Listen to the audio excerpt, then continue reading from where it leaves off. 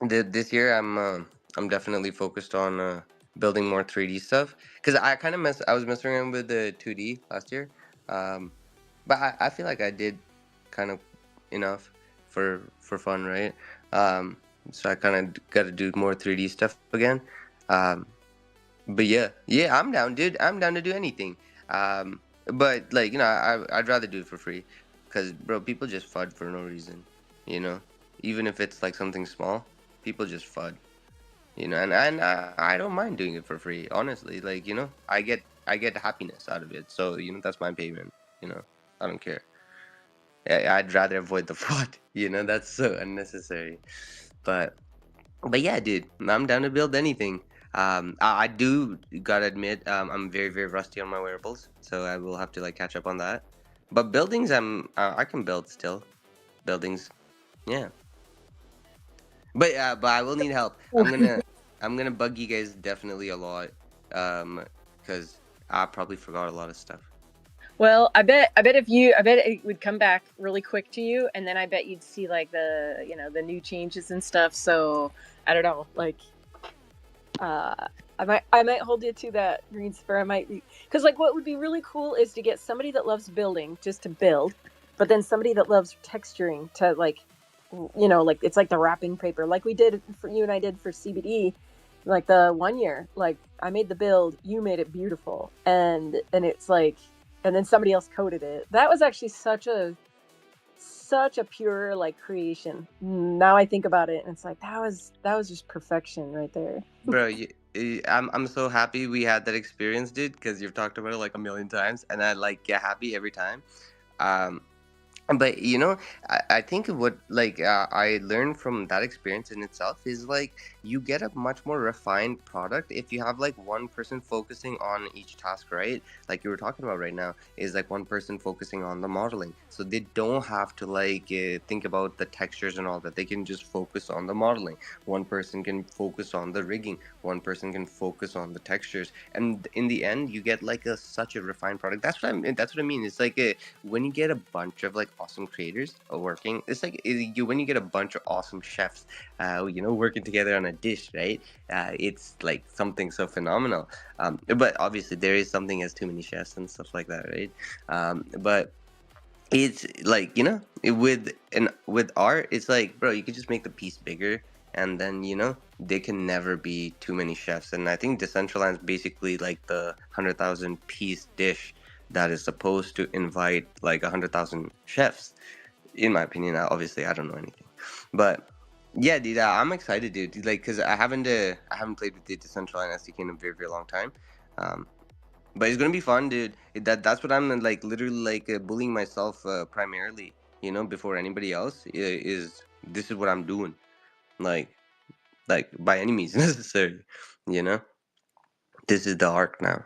That's so awesome. I really truly believe like opportunities opened or doors opened for all of us since we came to Decentraland. And I would just question how many of us thought those doors, like how many knew what doors were going to open. Like if you would have told me that I'd ever host an X space, I'd say no way. Like I'm too shy. I can't do that. Like, but I here we are, and like all of the things like that I did, like I can only speak for myself. I think we each have our own unique story, but like we don't know what the future holds and we don't know how it's going to affect us. But I think just being here and like having as much exposure as we do, not just in Web3, like blockchain, crypto, but now we have it in like technology, like Blender, building, AI, integrating all of that, coding. I just think that we're all poised in a really good position to take an opportunity that drops in our lap. And I think it's we can't know how or where, and I don't know, like it bugs me sometimes not having like defined like where am I going in life, like um and I have to just like let go of that anxiety that like I still don't know what I want to be when I grow up, but I know what I don't want to be. And and I'm like, gosh, there's just so much potential here, and I don't want to lose that, and I just want to like put myself in a position where if somebody needed something, modeled, I could do that, or like animated, I could do that. And coding is still a big challenge.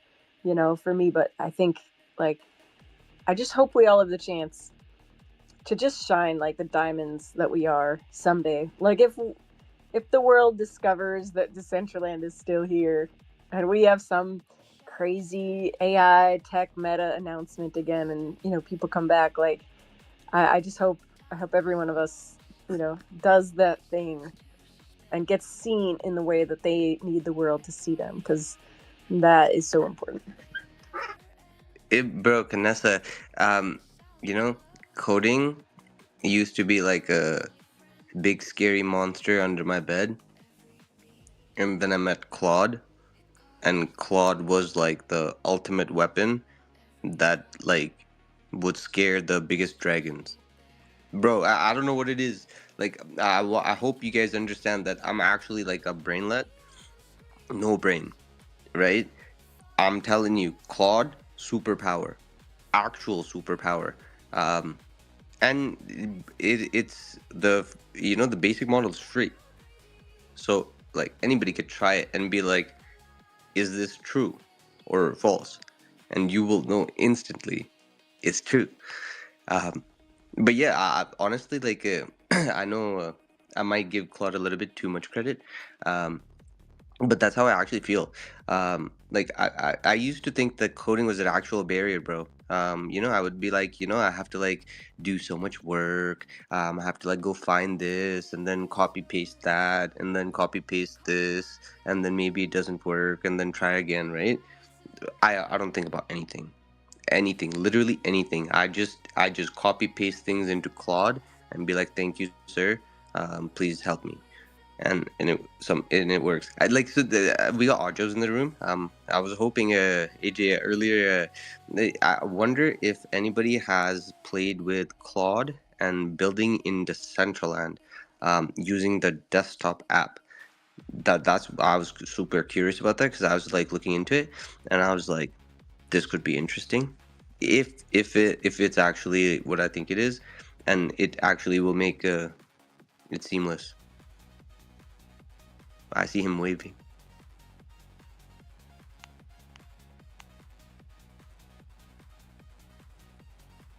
Is he up here?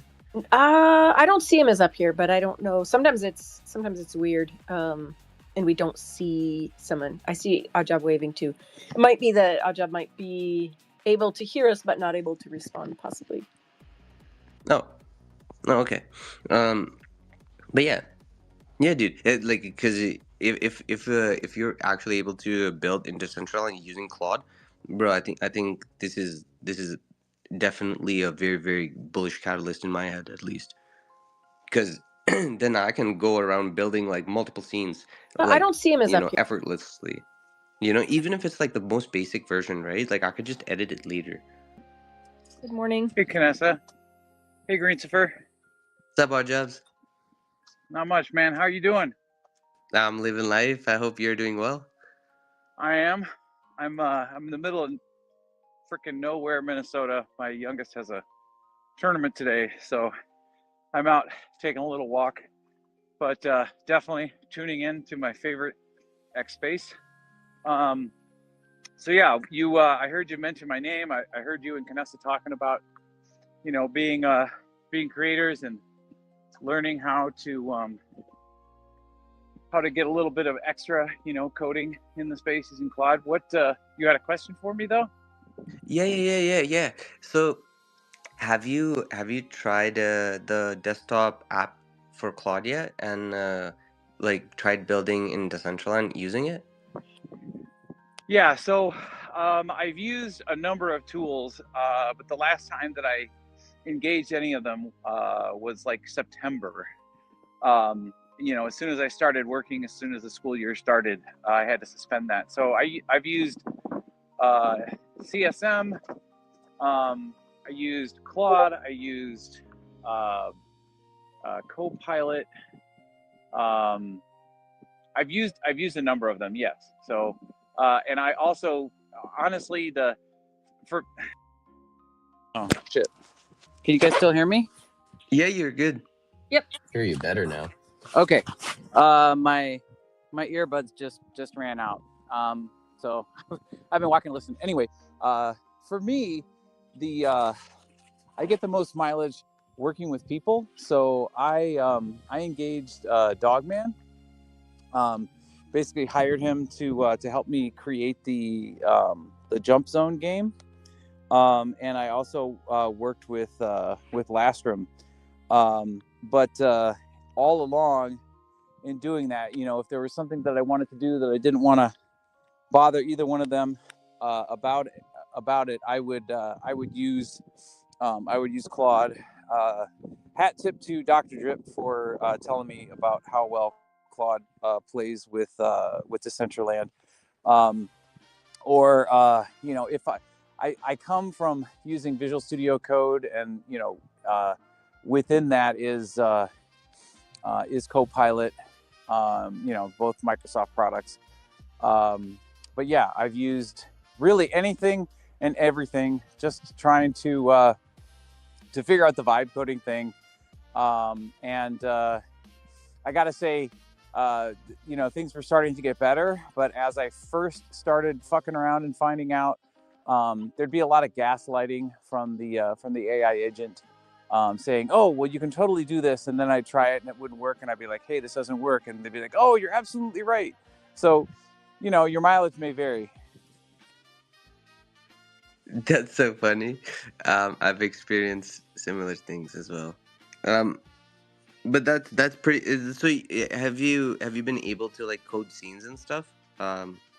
In Decentraland using Claude, because basically what these guys are saying is they did something new where like now it can like have access to your folders, right? So in my head, I was like, when I'm building Decentraland scenes and stuff like that, I have my folder, and so if I just give Claude access to that, it'll know everything, and it can actually like go in there and build it. Um, like there's a yeah. Yeah, I mean, there's a structure, there's a file structure that one would create if you're going to host it on GitHub. Again, that's the environment where I come from. You know, I haven't done a lot of major coding projects, but you know, the little pieces and parts that I've been involved in, that's been the encouragement, is to have an account on GitHub, to create a file structure, either, you know, something that's recommended through GitHub, or the file structure that's created when you're generating a scene in Decentraland, right? So just going through the npm build command, and just working at it from that angle, you know, thinking about just the different components. Can you guys still hear me? I'm inside Yeah, now. you're So good. You're okay. good. Okay. But yeah, instead of starting from the Creator Hub, starting with Visual Studio Code, and then going to a tool like Claude to create components. But you know, I assume you can do it any number of ways. It's just what I think what each person is comfortable with. I don't think there's really a right or wrong way to do it. For me, it's helpful to have that file structure to grant access to the AI agent, for the AI agent to gain access to that, so that they can make suggestions. I would recommend to anybody who's brand new with it to like go through and read the description. So like I'll give it a prompt of what I want, then it will give me a summary of what, you know, its quote unquote understanding, or its summary of the process is. Will walk me through it and say, first we're going to do this, and this, you know, and then I'll be like, okay, let's try that. And even though I could be just like, yeah, okay, if I'm passive about it, I notice that it takes me longer if something doesn't go well. But it seems like, you know, I just want to get through to the end, but it really does help. You know, you were talking about Claude like it was a person, and, you know, having a relationship. And I think sometimes that helps because, you know, if it were Lastrum or Dogman or, you know, Dr. Drip or Nikki or anybody that was going to be explaining it to me, I would need to have that conversation so that I could assimilate the new understanding into, my own processes. And if I'm passive and I just click, yes, go do it, and I don't witness the process as it's taking place, it may seem faster in the beginning, but it ends up taking longer because it's, we're still at a point where we have to hold the hand of the agent to get kind of what we're working on. And I think it's, don't I want to continue to stress the importance of having people involved in that. Like my son is studying computer science in college, my oldest son, and he's got one semester left. And when he comes home, he's able to walk me through it and ask me questions and talk about it in a way, coming from somebody from a computer science background. So it's always helpful to get another set of eyes, and um, it's harder for me to explain to somebody else if I don't have that fundamental understanding. And to gain that fundamental understanding, I think it's helpful to go through and touch as many of the steps as I possibly can, so that I just have a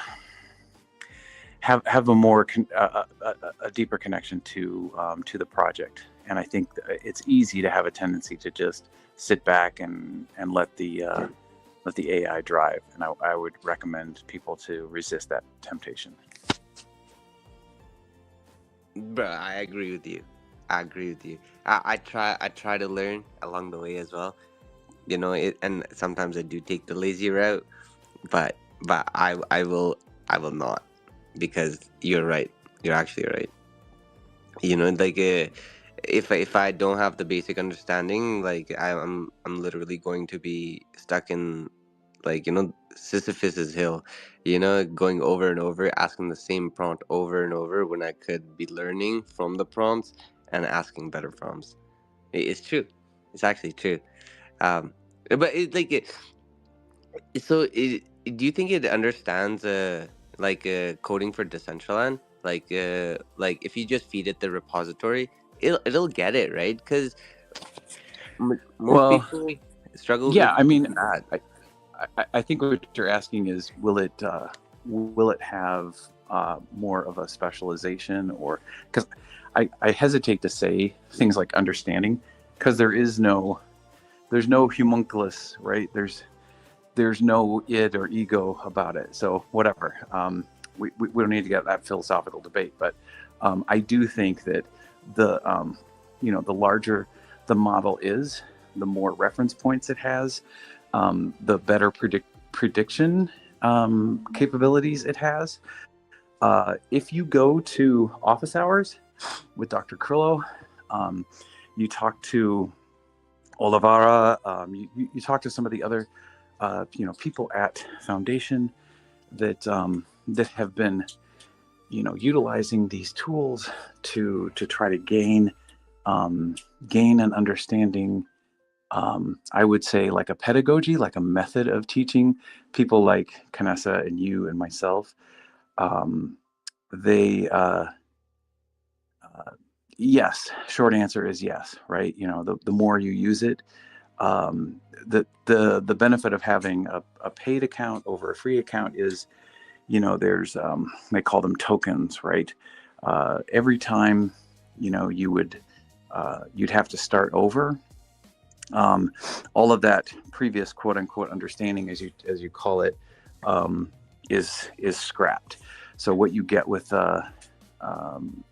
paying is that it will retain more of that information, so that you don't have to re-familiarize the model with the elements that are contained in the SDK 6 and all the repositories for Decentraland.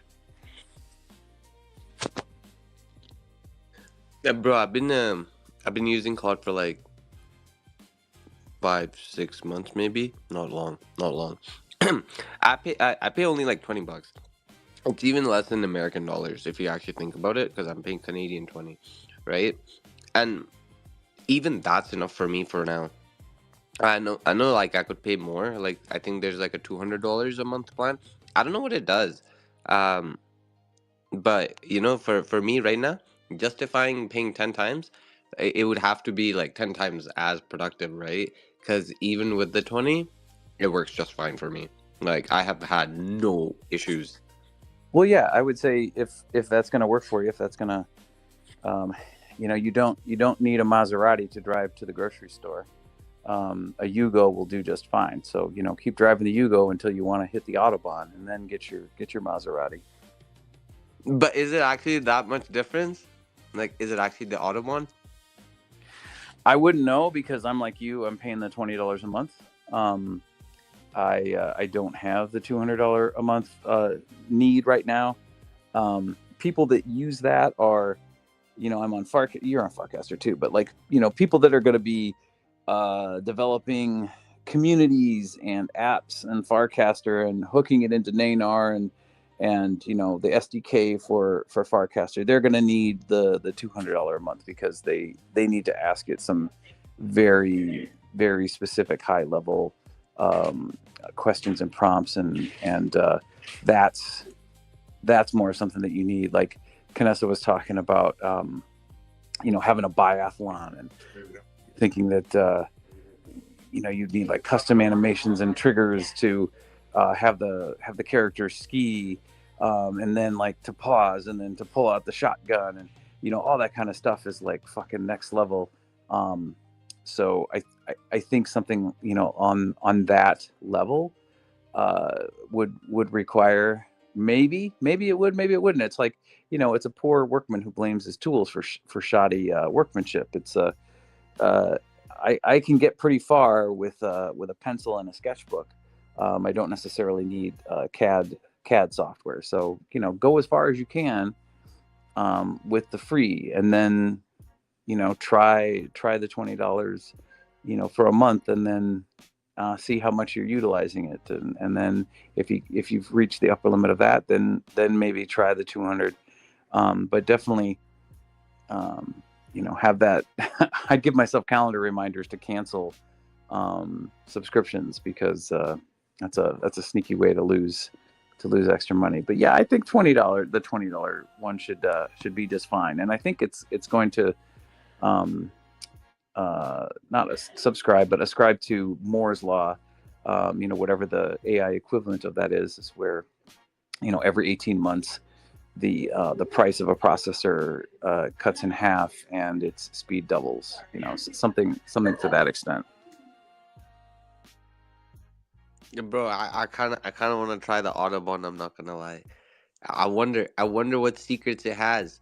I wonder, like these guys are not telling us, because you see how like normal people we'd share, right? We'd be like, yeah, this is what we're experiencing. I'm not hearing any of these $200 a month guys talk about it. So whatever they're doing, they're having too much fun to even want to share.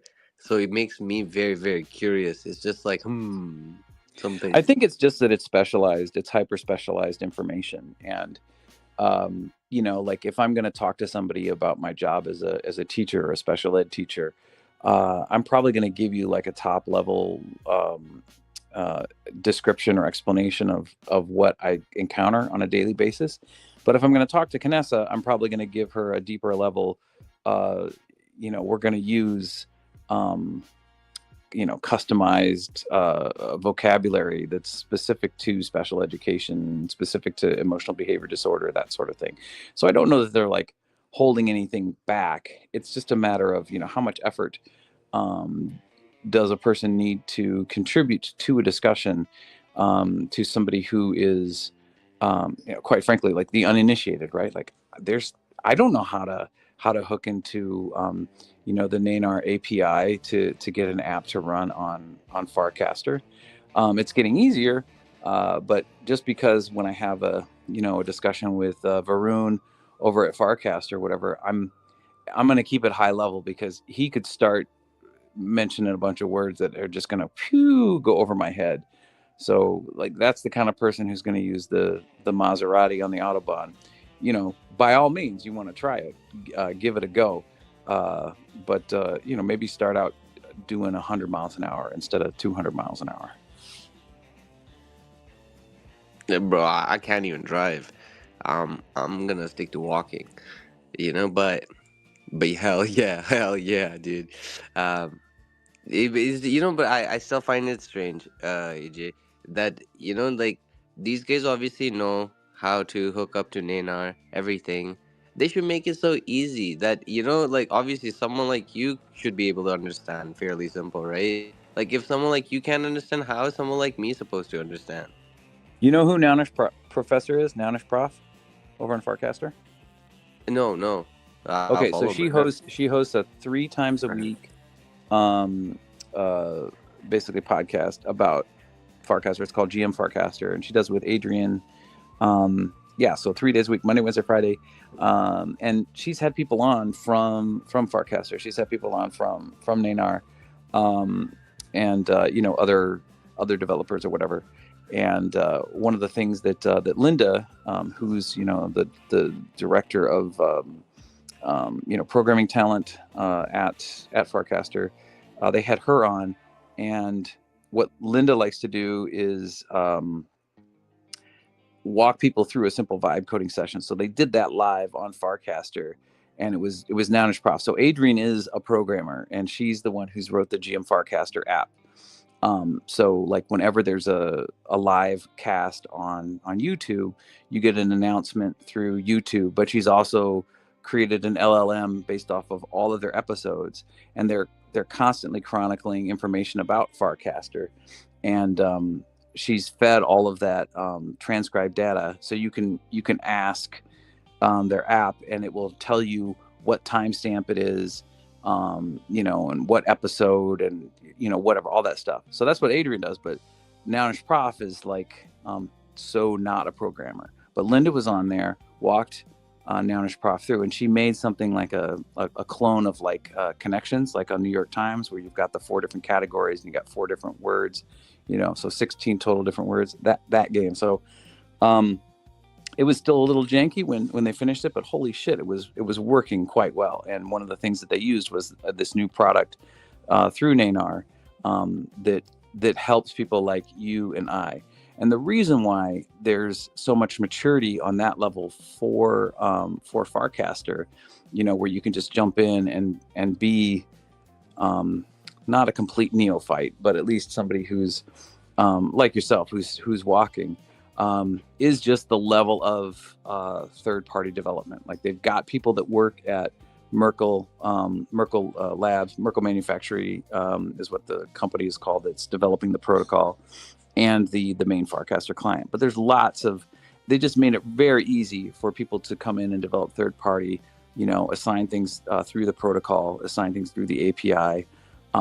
So because there's that amount of development, that's created an ecosystem where a company like Nanar could make money, right? So there's enough people who want to develop on that platform that Nanar is doing some like extra high level stuff and providing these hooks and these entry points for those Autobahn programmers, so that you and I and Nounish Prof can draft off of that and come in and in short order, over the course of 30 minutes on a podcast live, develop something. I think that's super powerful.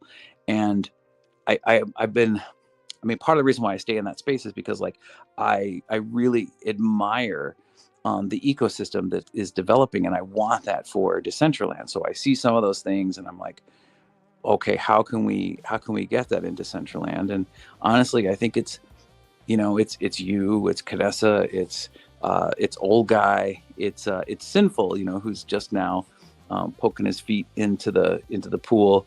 As everybody levels up and gains more experience, then we're on the next rung of the ladder, and we can reach a hand down and pull that next person up.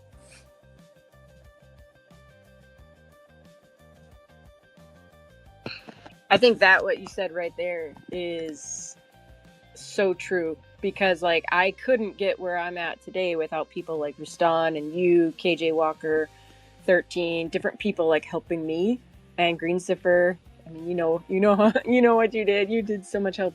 So it's like we have to teach ourselves so that we can teach others. For sure, helps all of us. Bro, this is big facts. Like, like Kanessa, I hope you guys understand. Like, I knew nothing, nothing.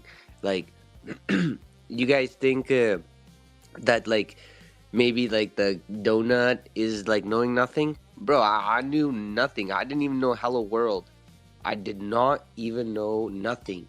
Like, I come from sales, right? So totally different field. The only reason I was able to learn anything, you know, is because there were some chads and chadettes that were out here, and bro, they're like, yeah, learn. Shout out KJ Walker, first of all, right? Um, if it wasn't for KJ Walker's videos, bro, on YouTube, I would not know nothing. If it wasn't for like Pepe God or like so many people, bro, I would know nothing. I would be like stuck making like some weird looking cube, or I would have probably given up long time ago. So it was it was actually like a very pivotal things. Like every time that somebody actually like helps somebody is very pivotal for everybody involved. That's what I found. So it's like, helping people is actually the way, because nobody does it, bro. Nobody does it in this space, and I found it so strange because when I was in Decentraland, or anytime I'm in Decentraland, everybody's always trying to help each other, you know and it's just twisted, bro. um but yeah, like, so actually, like, helping the next hand up is actually like alpha, you know because that's how you get more creators, and that's how there's like a whole cascading effect of, like, a creator revolution happening, because there's just every day there's more and more and more.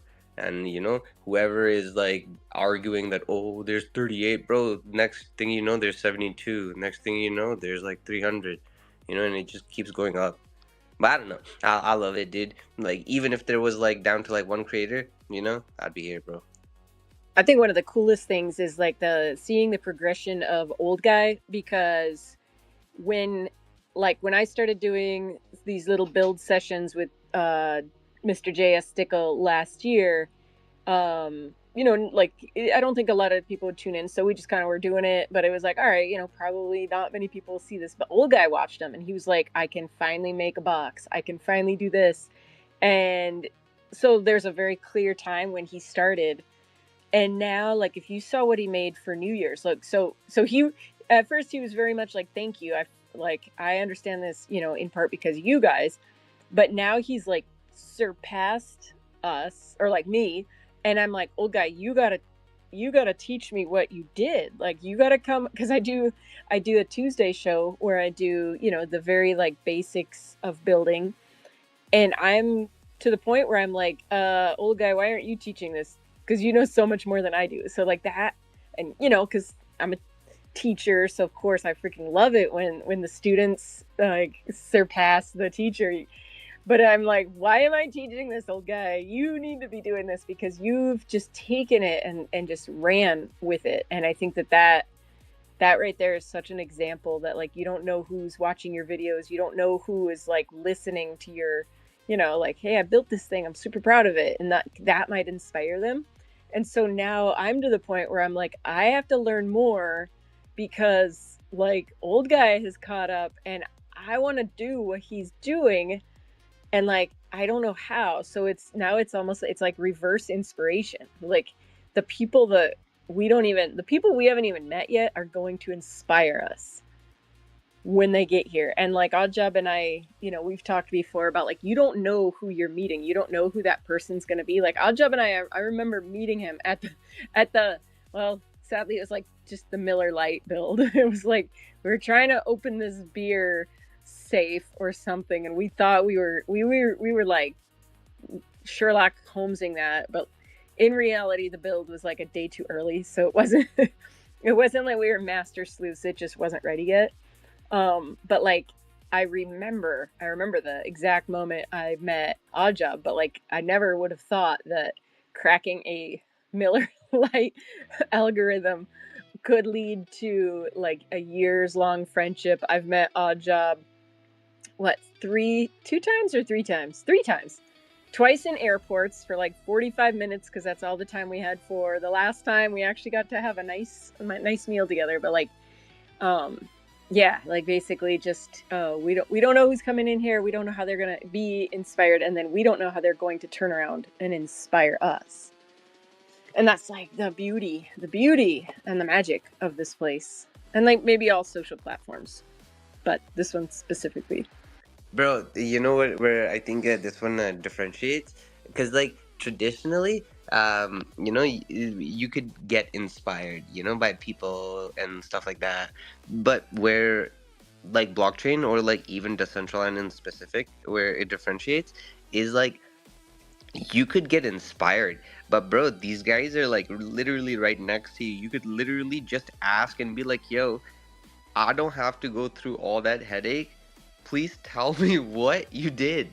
And you basically skip the whole learning arc, and you're just like, okay, this it's like a video game, bro. You can try to like find how to do it, or you can be like, okay, how do I do this, right? And somebody already knows the answer. It's like AI, but like a real life AI, that somebody that has actually done it, right? You ask them, and now you're done that problem, and now you're thinking about other things, and you're trying to find other like things to follow or find, you know but like I thought that was actually crazy. Like for example, I know you love the textures. Shout out Pepe God. Pepe God is the one that showed it to me.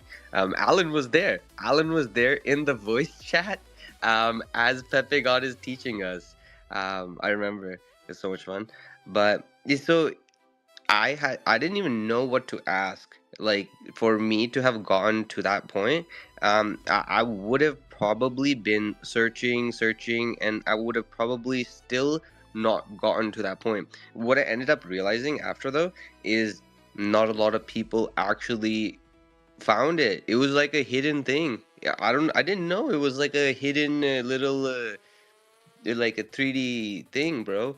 I thought this was like, just something that eventually people just ended up learning. Um, but they do. It's just hidden because nobody talks about it. Shout out Pepe God, because Pepe God did talk about it, and he taught me and Alan and everybody. He's sick. But but I thought that was crazy, because like I could have been like watched his work and been like, oh, that is so awesome. Eventually, I can be like that. But the the fact that there was an opportunity for the artist to be like, yo, dude, this is what I did. Here you go, so you can actually work on something that is actually meaningful to you, bro. Because this is this is a very, very small step, and here you go. Here's a stool, overcome it, or like a helping hand, like AJ was saying, right? And he's just like, here you go, and yeah, go have fun. And bro, like I never thought about textures. Like I thought about textures as like baking. After that, because I was like, I'm done thinking about normal maps. Now I can think about other things. And and obviously everything is like, it's hard. But when you find people and that actually like give you that helping hand, bro, in my opinion, that is like 100 times more inspiring for me, at least, than even the inspiration you would get from their work. And even the work's inspiration is a lot. That's the age you got his in. Yeah, I just wanted to kind of piggyback on what you're saying, Greensifer. And I'm big on putting challenges out there or making a call to action. I think that helps focus our energies. If maybe you're like excited about a thing, but you don't exactly know which direction to focus your energies, call to action can sometimes do it. I know that what really tipped the scales for me when I first came into Decentraland um, was learning that I could create, wearables, and having a background in 3D modeling and animation. I was just like, oh fuck, I could do this. I've been using Blender since since it became open source, and 2005, 2006, whenever the fuck that was. But there's I would say there's degrees of buy-in, right? There's like the casual observer, then there's the fan who has season tickets, and then there's the super fan who gets the skybox, and then there's the person who pays the extra money for the experience with the home team, and so on and so forth. There's just a increasing number of levels, but I think it's important at those entry levels to have open ports, to have points of accessibility. I really like the idea of the winter games that Knessa was talking about earlier.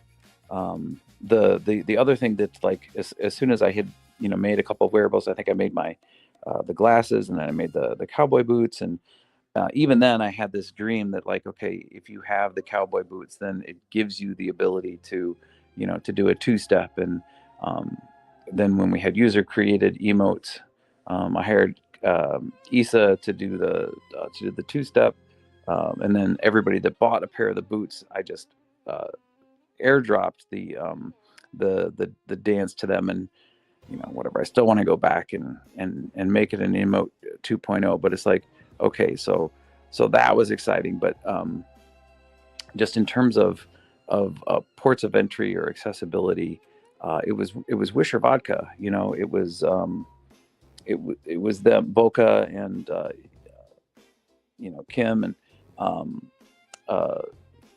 that whole crew, where they're like they're M-tastic, where they're like, okay, we're going to give away the use of our land, and it was me and Smush, I think is his name, and I can't remember who the third person was, but Coke Smush. Coke Smush, thank you. Yeah, there you go. And then there was somebody else, and we each got basically 24-hour access to their land, where we could host an event. And that was at a time where just buying a single parcel was like a couple of grand in US dollars. And I remember just kind of wandering around and meeting up with On the Rise, and just having super big dreams, and meeting up with Billy, and talking about what sort of thing could we do, and just sort of creating out of that. Even though, I mean, I felt land poor. I felt like a second-class citizen in Decentraland, because at the time I'm like, well, what can I do? I can't really have. But having that just that little entry point of being able to utilize their land to host the Finding Whimsy event, it gave me the courage to go to people like Knessa. You remember Knessa, where you had the 3x3, and you deployed one of the clues for the treasure hunt, and it was a pretty simple treasure hunt. I mean, it was basically just a graphic. You had to go to some coordinates, find the graphic to discover what the next coordinates were. It wasn't like anything great guns, but just by taking what we had that was possible, and having a little bit of creativity, and mixing it up, and making it somewhat exciting. I don't know, there was like 20 something people that attended that, and we were cruising around, and the whole thing lasted 3 hours, and pretty much everybody made it to the end, and we went to the heart of Asian Plaza, and that's where Whimsy was hiding. Just by having that one point that was accessible, opened up a world of possibilities to me. So here's back to my call to action. It's like, I mean, that's making your, not just your resources, like your land, or your your abilities or whatever, but just your time or your knowledge accessible to other people. And if there's anybody that's out there listening to this right now that has always had this idea, create an MVP, which stands for minimal viable product. Create, just the bare minimum of what it would take to take your idea from, a concept to reality. Hook up with somebody. I mean, that's how CBD was founded, and make it a reality, because when ifs and buts are candy and nuts, we'll all have something to eat. So don't be dreaming about it. Try to make it a reality. And that's what I think one of the superpowers of Decentraland is it is the least resistance, the shortest path from concept to reality, is the creative pipeline that is Decentraland. So take your idea. I'm going to challenge everybody out there listening to, give yourself a deadline. Maybe it's April 1st, or whatever, and make it happen, and connect through the CBD Discord, or here through X, or on Farcaster, or whatever, and try to have some reality squeezed out of those ideas that you've been holding in your head for so long.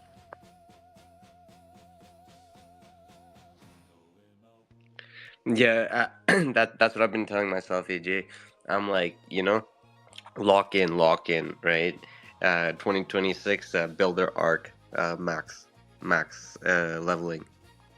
That's cool. Yeah, become the inspiration for the next, little baby Greensifer that's going to stumble into Decentraland. Bro. Bro, imagine if there was another me. That would be crazy, bro. The world has enough of me already. But that's crazy. That's so funny that you say that. I actually live by the quote, aspire to inspire before you expire. That's so funny. That's all I really want. That's all you really get to take away from like this world, anyways, right? Is like the what you let like make people feel, and bro, inspiration is a very very good feeling to give people. It's very rewarding, you know. I really enjoyed creating content too when I was making educational videos, bro. It was so much fun. It's actually fun, like creation is fun, but inspiring is way more fun, bro. And using your creations to inspire, then you're double dipping on the fun. But I wonder, so like my goal is the. I wonder if Alan learned how to use Blender. I remember, he was struggling back then. I wonder, Alan. I wonder. I would Did you learn, dude? Come up, talk to us. Um, you guys talk to Alan, right? Vanessa? Hell yeah. Yeah, Alan, he's awesome. He's the goat. Yeah, bro, Alan's hilarious, dude. Alan's actually a G. He's my friend. He's sometimes he yells at me. It's okay though, cause he's my friend. Cause he's my friend. One thing I was thinking about when you were talking, Greensifer, is like, here's something funny to think. If you were 20 years old during the last bull run and Decentraland took off, if you were 20 years old, you're 25. Bro, I'm 29. Okay, so think, well, we don't have to talk about numbers. They kind of stop at 29, like that. They don't go past there. But like, my point is that if you were 15 years old, you're 20. Like there's a whole generation of people that are younger and more like receptive to new tech, actually like embracing it, like chasing new tech, that were not able to participate in Decentraland during the last bull run because they were still playing Fortnite and Minecraft. But like now they've upgraded, and like every year that's gonna continue to, like, these are new people that are a little bit older. So when we talk about like who's coming in, the little Greensifer, like he's out there, man. He's out there. I don't know about the little Canessa. She might be like lost in La La Land and eating donuts and doing whatever. person like me would do. But I just think it's cool to think like they're out there, and yeah, like, and we gotta do what we can to like build ourselves up so that we can be that person when they get here. Because at least, yeah, I mean, like I think people, they, like, I was looking for that. I guess I can only speak for myself. Like, I was looking for that. I was looking, like, when I came back to Decentraland in 2021 after a long break, I was looking for like a woman, like a women's, like, women of Decentraland, kind of a group like that. And I did find one, actually, oddly enough. It was like a Twitter page of like ladies of Decentraland, but it was totally old and inactive. And I just was like, I want to find, you're looking for your people. I want to find my people, like females in the space that are, landowners and interested in like building. But like, I didn't find it necessarily, so like I had to kind of just become it, like, because there were very, very few people doing that back then. So keep pushing, I guess. Just keep pushing, keep making cool shit. I'm gonna bow out. I need to check in with my kid and see how the tournament's going. But I appreciate you asking me up, Greensifer. I appreciate you, Kanessa and Sinful, for hosting the space as always. And just a minor plug. ABC's about 4 hours from now. I know that just in a couple hours, Billy's going to be in Genesis Plaza helping new users. Taking his years of experience in welcoming new people and showing them different places in Decentraland. So maybe go and check that out. But yeah, come join us. As I say, it's my sign off every week. There's over 90,000 parcels in Decentraland and hundreds of worlds, and we can't possibly visit them all. So if you know of a new and exciting place in Decentraland, please share it with us, because we'd like to discover it with you together. Thank you so much for being here, Oddjob. Appreciate you. Good luck on the tournament. And yeah, thank you for taking the time to be with us today. Word, thank you. I'm gonna dive into Claude. I'm gonna actually like try to see, how it can actually, because I have a feeling, I have a very very strong feeling it did, like, break the barrier of entry for creation in Decentraland. But I think, like, I gotta like do it myself, and then be like, okay, this is what I did, you know. Because otherwise, it's gonna be very, very hard to explain. Or we're just gonna be reaching at straws, and just be like, oh, maybe it does this, maybe it does that, But if we have like an example of like, somebody like building something from scratch using Claude, I think like that could be a very, very good example of be like, yo, this is what like is accessible for everyone. Because like in my opinion, it's like it's almost like an alternative to the SDK, the builder. I mean, that's what I mean. The builder. It's basically like a Claude builder, per se. Instead of using like the Decentraland builder to like build stuff, you could just be like, oh, maybe I want to use Claude. And that way you get both. Or you can have your own custom one. Yeah, I mean, I think that's a good idea. Like, if just a few people did that, like, that would probably push the boundary of our knowledge even further. And then, like Mahedi was saying something in World about like how he has ideas, but it's not doable on the platform yet. And like, one thing to consider is that, like, it's, if you've got an idea, maybe it's not doable on the client, like the open source client that they're building. But the, like, Regenesis Labs is creating the alternate client, like with the mobile version. And so, like, I don't know, in my mind, I'm thinking maybe an idea is not doable through the Unity client. But what if the different clients offer different like user capabilities. So I think it's very conceivable that things will open up that we don't even realize, and like all of a sudden, yeah, it's available, but I have to build it over here on this version, because that was the idea with Decentraland, that it's on built on multiple clients, different places, different layers of accessibility. So I don't know, that was kind of an aha when I thought about that with my hoodie today, like, ooh, maybe we can get around it. I don't know. Yeah, yeah, dude. That'd be cool. Me personally, I want to see, dude. I want to see what's possible because I don't know. I just want to be right, dude. I guess it's like also I do want to see Decentraland populated with like really really good content. Like no green, no grass, like no green parcels, bro. Um, you know, like even though they have like grass on them now, and it's like anime and fancy, you know, which I actually love. I actually love that. Um, it actually I don't know how they did that. Um, but it kind of did make it a lot nicer. You know, it feels homey. It does feel homey. So It does. yeah. What if we did a campaign like no grass, and make like t-shirts in Decentraland and have it like no grass, then like a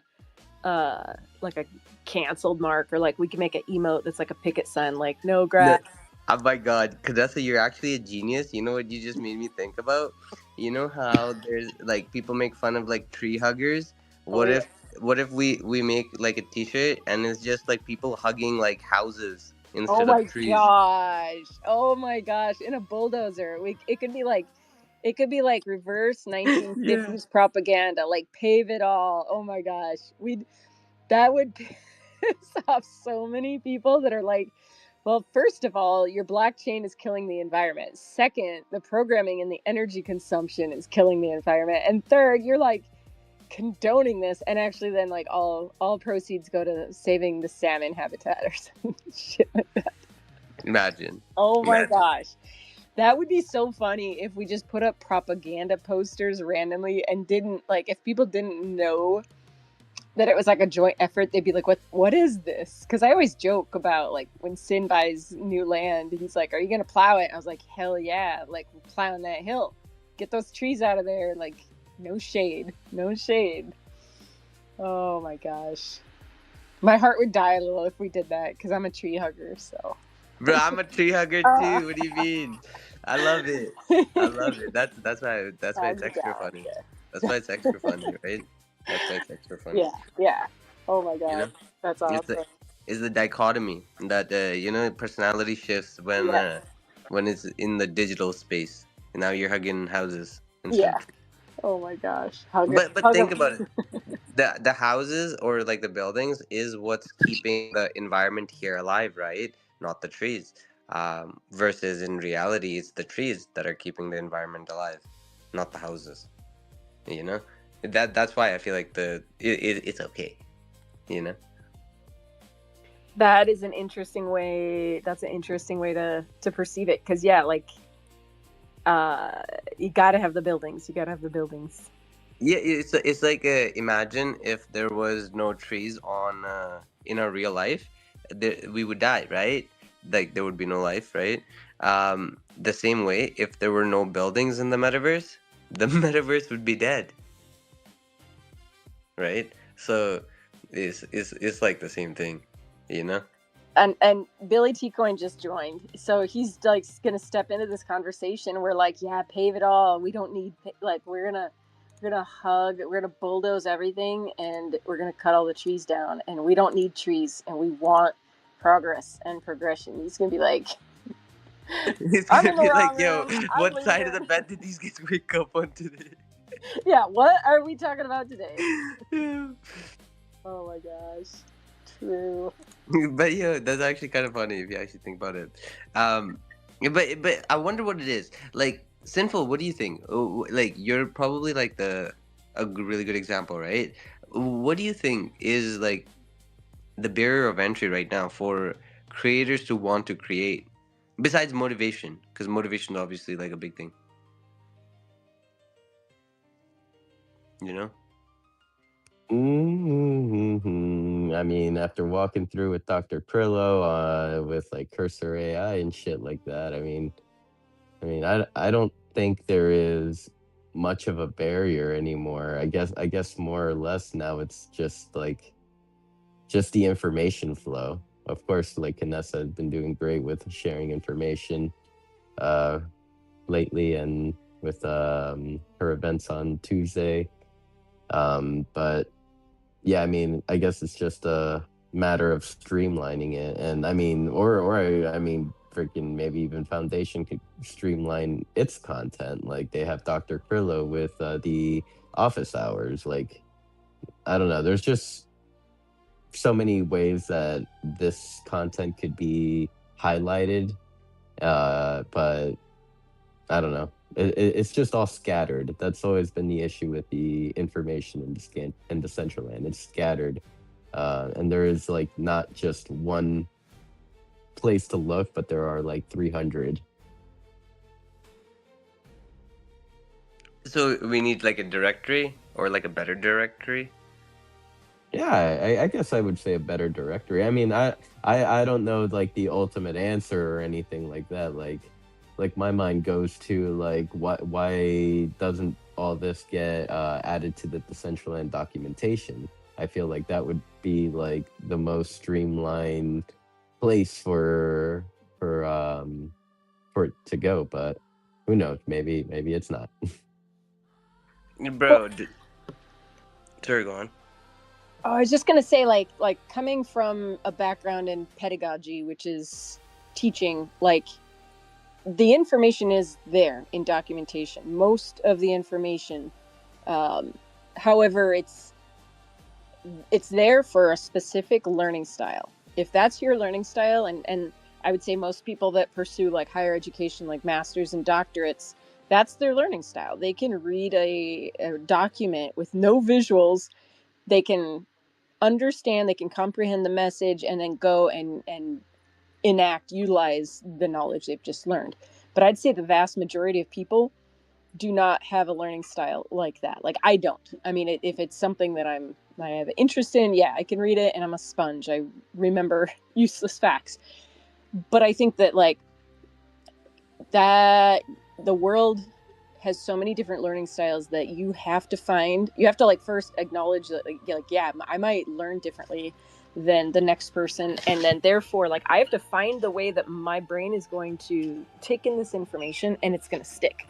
Like for me, that is learning visually and like having hands-on, like doing as I'm going. So having the information in the documentation is one way to do it, but it's, in my opinion, we need multiple ways to disseminate knowledge. That's why, yeah, I mean, I could go off on a tangent, but like that's why some, kids are like, hey, college is not for me. I want to go work with my hands. Like there's literally like different working styles where you're going to be more successful in a place where you can just have like gross motor skills. There's different people that fine motor. There's different people that like have mathematical, intuition. And so I guess like that's why I've just decided I'm going to do my own little classes my way, not getting paid by Foundation. It's not part of any Jumpstart, not doing it for any reason. Like I can stop whenever I want, because that way I get to like do it the way I want. And like that is the way that works for me, is keeping it real short, like an hour at a time. It's a chunk and chew.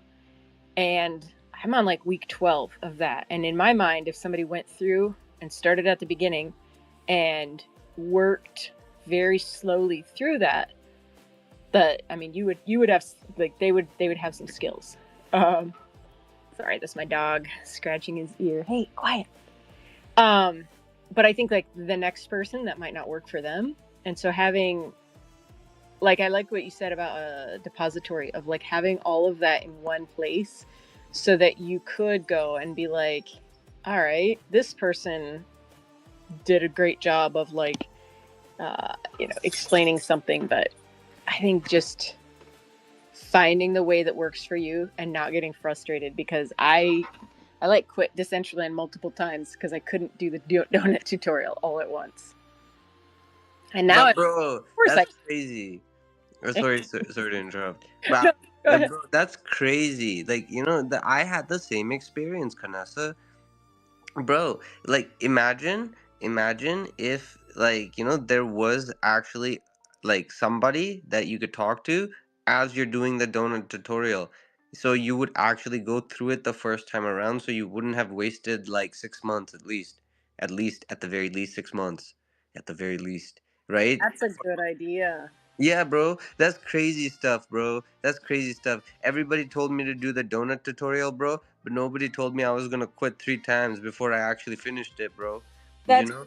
yes, that's totally my experience. And to this day, I've never gone back. And I tell the people in my class, like the little YouTube videos, I'm like, don't do the donut, do a cylinder, and learn how to resize that cylinder. Learn how to make it small, big, rotate it left, right, everything. Learn how to make it, different like facets. Do the cylinder until you're so gosh darn bored of the cylinder that you're like craving the next thing, because what you're doing is building that muscle memory in the mouse, which is more important than anything else. Is that you're not sitting there being like left mouse, middle scroll wheel, in, middle scroll wheel, out, shift. Like, there's so much muscle memory from Blender that you've got to learn first, that everybody's just like, they zoom past the muscle memory and they want to be experts. And like, think about any sport. You wouldn't do that in any sport. If you wanted to go do golf, you wouldn't just pick up a golf club and go shoot 18 holes and be like, damn it, I didn't do well. You would take that golf club and you would practice your swing. You'd practice your, short game. You'd practice your long game. So like, I don't know why people aren't, or like, we have to just break ourselves down to be like, we're still just animals. And this is a fine motor skill. Like the hand part, I think people don't realize it's not about the knowledge in Blender. It's about your hands doing the same thing. Like, it would be so cool to have video of a person's hand who's doing Blender, because it's like, you're like a freaking FNCS gamer. You're like, Bro, you're possessed. I think you're like, oh, yeah, you're definitely, there's some demon definitely that takes control of your like hands, 100%. yeah, I'm yeah. telling you, I haven't opened Blender in like months. But it like, and even right now, if you ask me the shortcuts, I wouldn't be able to tell you probably. Who knows, right? Yeah, But but if your hands touch yeah, that if I keyboard, opened it up, I'm using it, bro. I'm yeah. telling you, I have no idea where this knowledge is coming from at this point, but yeah, it works. So I'm not questioning it. It's But your campus, your amygdala. It's your prefrontal cortex. I mean, I think we gotta like just sit back and realize that our bodies remember. Our bodies are way more in tuned, and that Blender is not just a cerebral thinking act. It is a physical act. Like, to do all that shit, that it's your hotkeys. It's knowing your hotkeys, man. Muscle memory. I say muscle memory so much in my class, but it's like, that's what it's about. Build the muscle memory before you build the donut. Boom. bro, you, you know, Boom. you know, speaking of that, like what I actually found was a really really great way of learning Blender was to actually build buildings for Decentraland. I thought that was actually like way better to learn Blender is to like actually go build buildings for Decentraland rather than the donut any day, because not only are you doing what you actually wanted to do in the first place, but on top of that it's the easier route and the better route, because by the time you're actually gonna need skills like sculpting and stuff like that, bro, you're an expert 3D modeler at that point. You know, like, majority of the buildings you see in Decentraland, like, they're not even textured properly or sculpted or anything, right? Like, that's what we are trying to do, but we were forced to think that we had to learn like some crazy next level software that only like geniuses, like, could learn. And so we're just like, bro, that's overwhelming. you know People already don't want to learn new things, and you're gonna tell them that they have to learn some like complicated crazy software too on top of that. They're gonna be like, no thank you, sir, somebody else can do that, right? But if you tell them that it's actually easy, and it actually is easy, bro, they'll all do it. Like, like that's why we did it, because it was easy. If it wasn't, bro, I'm telling you, like, I don't think I would have been able to do it. Yeah, well, and I think it's like, why do we even do it? Why do we do that? Why do we think we're gonna get a new skill that fast? Like driving a car, you don't just get in a car and drive. Like freaking 16-year-olds, they got to go through driver's ed. They got to learn each little step before they ever get on the road. So like with Blender and the donut tutorial, I think sadly that like that is out there. It's a wonderful resource, but it's almost like a disservice because we think, oh, we can do this, but we would never expect those kind of fast results in driving. And we would never expect that if we were going to learn a new sport like golf. You would never spend, 6 hours one day just cramming and then be like, well, why am I not really good at driving? Why am I not really good at Yeah. golf? Because it's like the brain just doesn't work that way. I don't care. I mean, there's just very select people in our population that could watch the donut tutorial once and retain that information. The human brain just it doesn't work like that. But I still don't retain it, and I've watched it like 100 times. I'm telling you, like, honest truth, God's honest truth. I do not remember everything, and I don't even think if I like tried to follow it again, I'd be able to make a crazy donut. I'm just saying, like, if I actually followed the video to the T, because my brain doesn't work like that, bro. Like, but I don't know. Maybe I could. Maybe I'm just saying that just to prove a point. But like, I think like the donut tutorial is basically like trying to learn how to drive a BMW automatic, or I mean a manual BMW, and that's your first car that you're learning how to drive. That's what the donut tutorial is. When in reality, what you should be learning how to drive on is a Honda Civic automatic, right? That's what you should be learning how to drive on, not a manual BMW. That is not the car. Like, sure, it's a really great video for reviews, and it's a really great, enjoyable video to watch, right? And that's why it has a lot of views. But in practical sense, it's not, in my experience, not the greatest video. I would say, like, I'm telling you, like, building for Decentraland is actually way, like, about like 10 times easier than building a donut.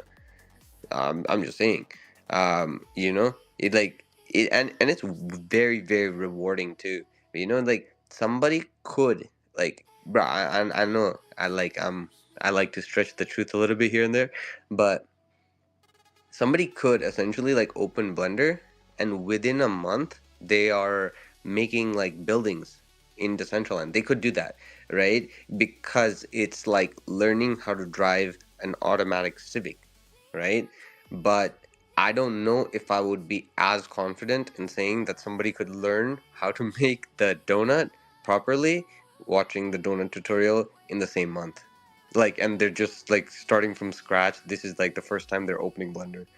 Like, I would be way more confident that they would be able to build a building in Decentraland, especially if they had somebody too. Especially if they had somebody, then they would probably build it in a week. But the same thing with the donut is it's insane. It's actually insane. So I never thought it was a great onboarding tool. I wasted 6 months, bro. I'm telling you.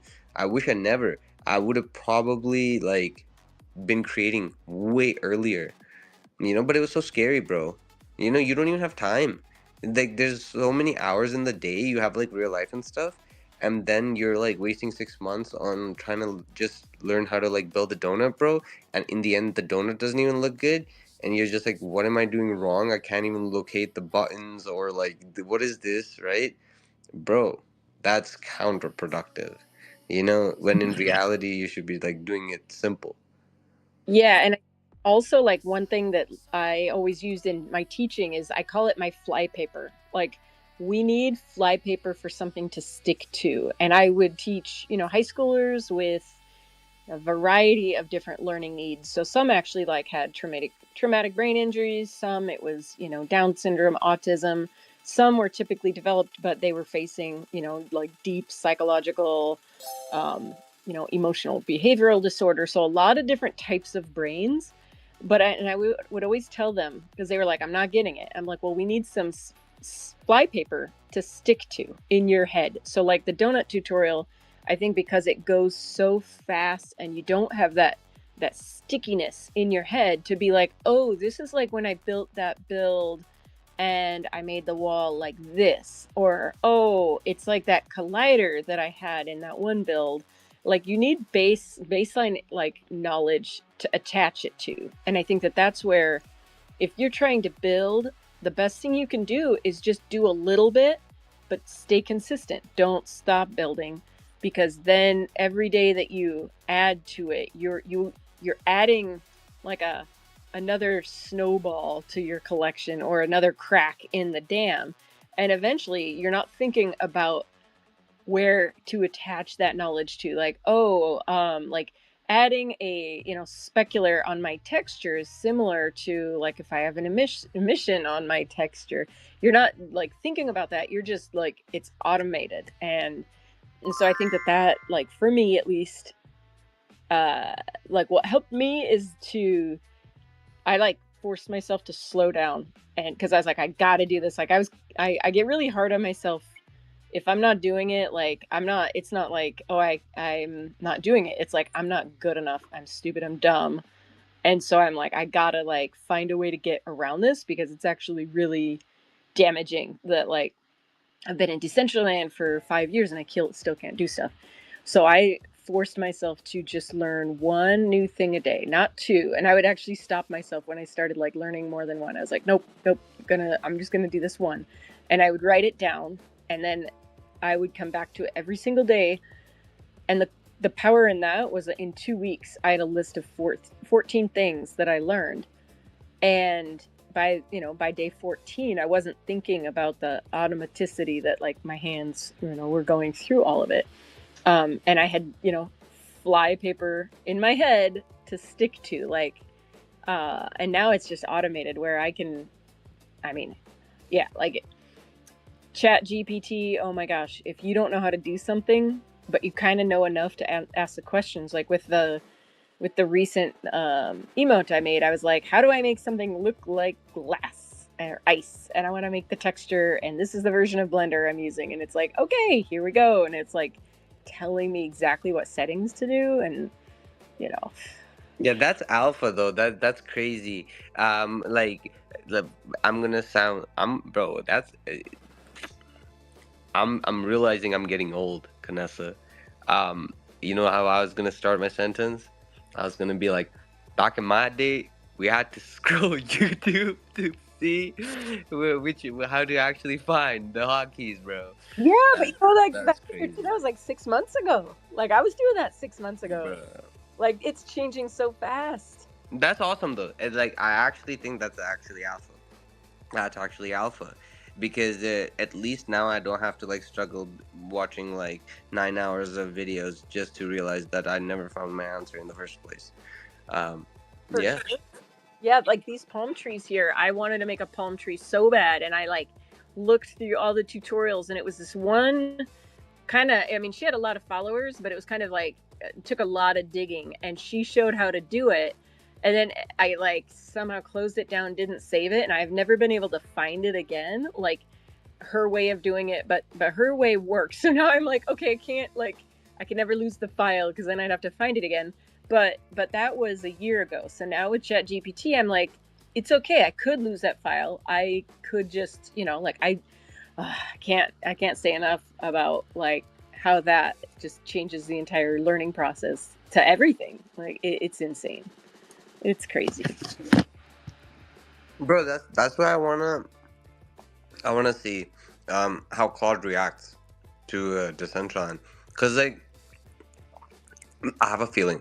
I have a feeling in my gut. I think Claude's actually it. Um, because that's what they use in Cursor too. So Cursor, Claude, same thing, but I think Claude's actually it. Especially for building for Decentraland. But I don't want to like just say stuff, right? I want to actually like try it and be like, what did it actually do? Because like if it's whack, then GG, right? But I don't think it will be. I played with Claude a little bit, and even if the blender part Claude can't do properly, right? Which you can, by the way.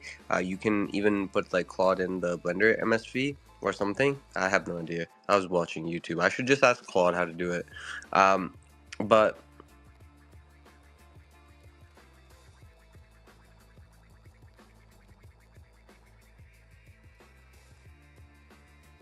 should just ask Claude how to do the features we wanted or anything. But yeah.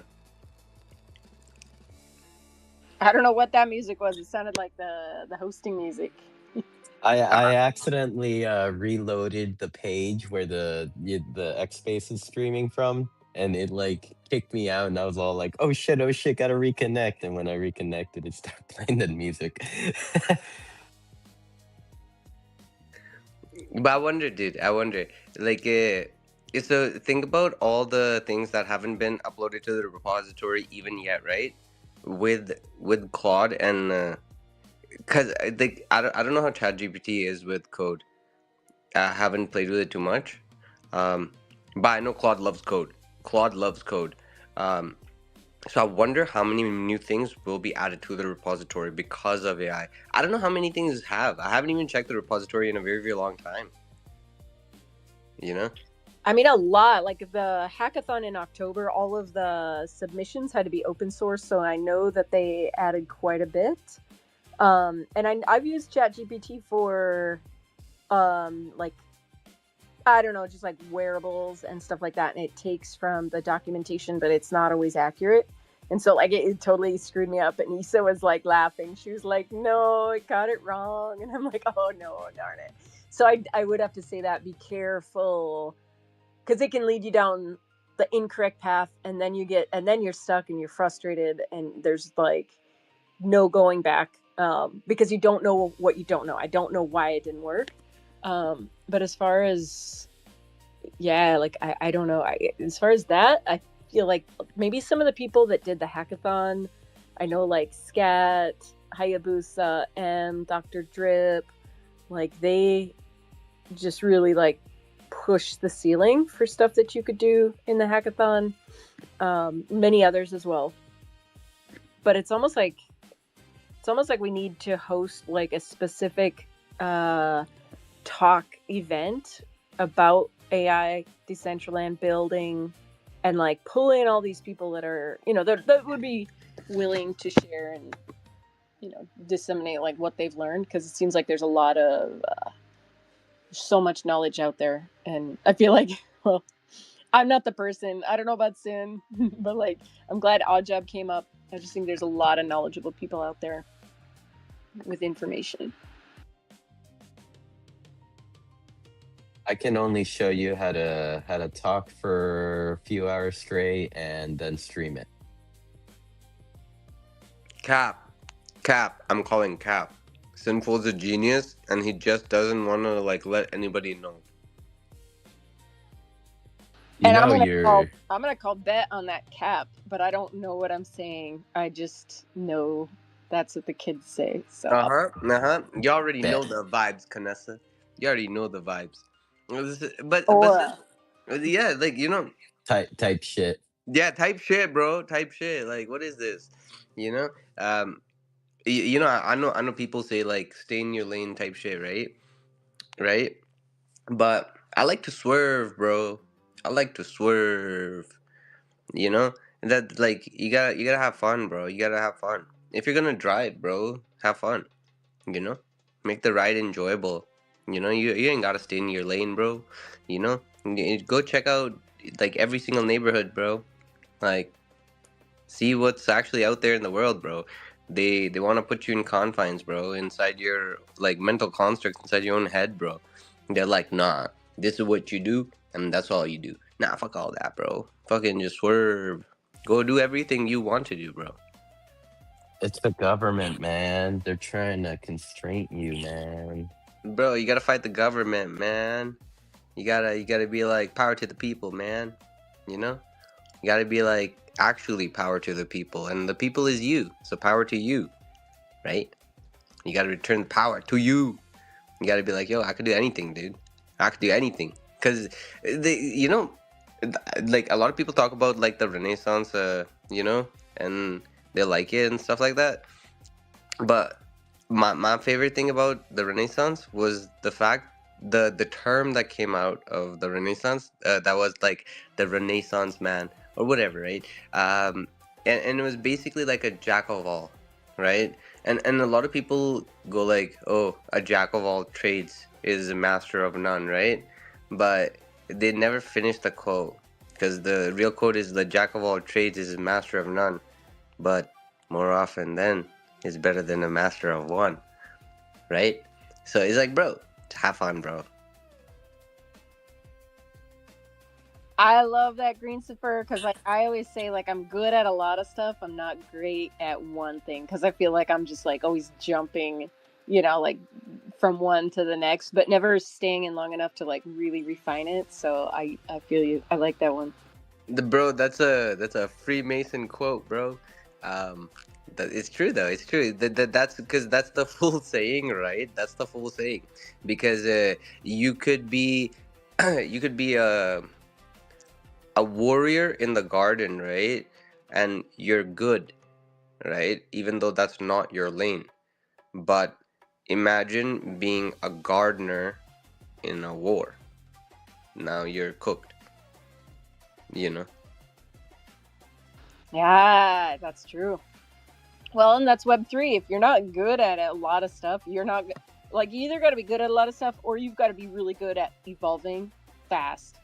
Because look at how many things we've seen come along in the amount of time that we've been here. Like, I mean, it used to be PFPs, and then it was NFTs, and then it was metaverse, and then it was AI, and I don't know where we are today, but like the entire narrative shift and the entire like what people can do. Like, I mean, interoperability, that wasn't anything we were talking about back in 2021. It was just, oh, we're gonna have cool NFTs and PFPs, and now it's like, no, we need MMLs. I hope I did that one right, so that I can walk from one metaverse to the next. And by the way, I want to make it completely autonomous and self-aware, so that I don't have to be here. It can just walk around and know all this stuff.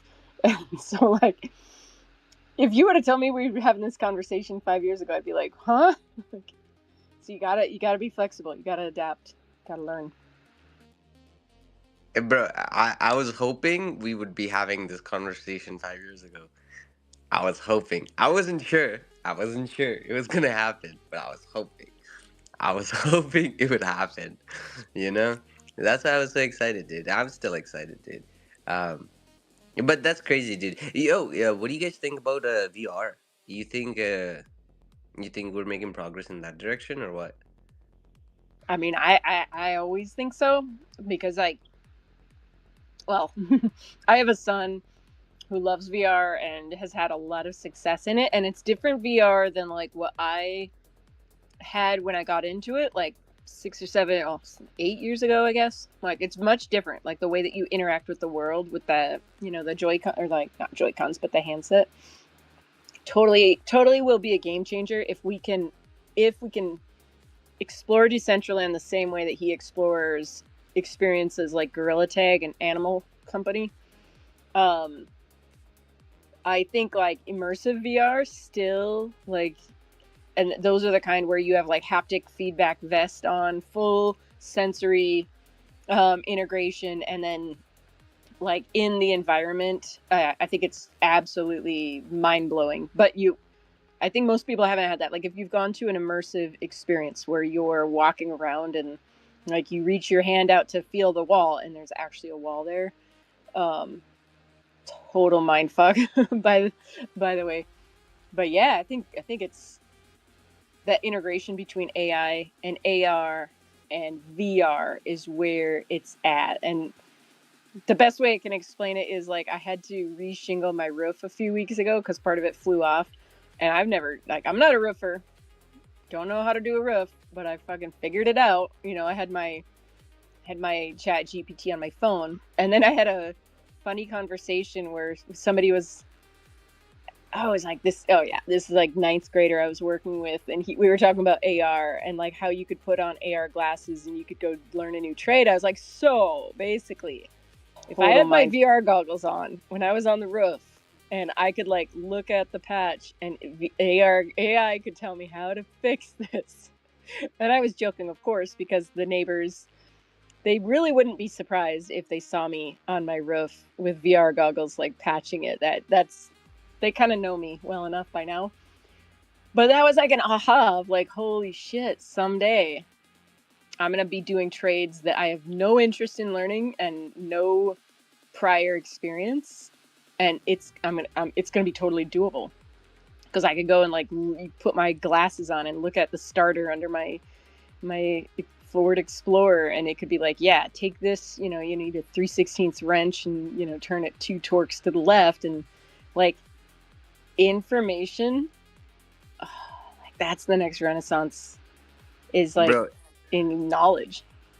am I hearing this correctly? You're telling me you went on your roof and you patched your roof yourself? Yeah, but I wasn't wearing goggles. I No. wasn't in VR goggles, but yeah, yeah. Bro, that's crazy. Okay, okay, Canessa. So I love learning new things also, right? I love it. It's like so much fun and stuff like that. Bro, I repaired a roof once. But I told myself I'm never doing that shit again, bro. I'm like, bro, I'm getting down from here, bro. I'm telling you, bro, being on the roof wasn't as bad as like going up and down the ladder, bro.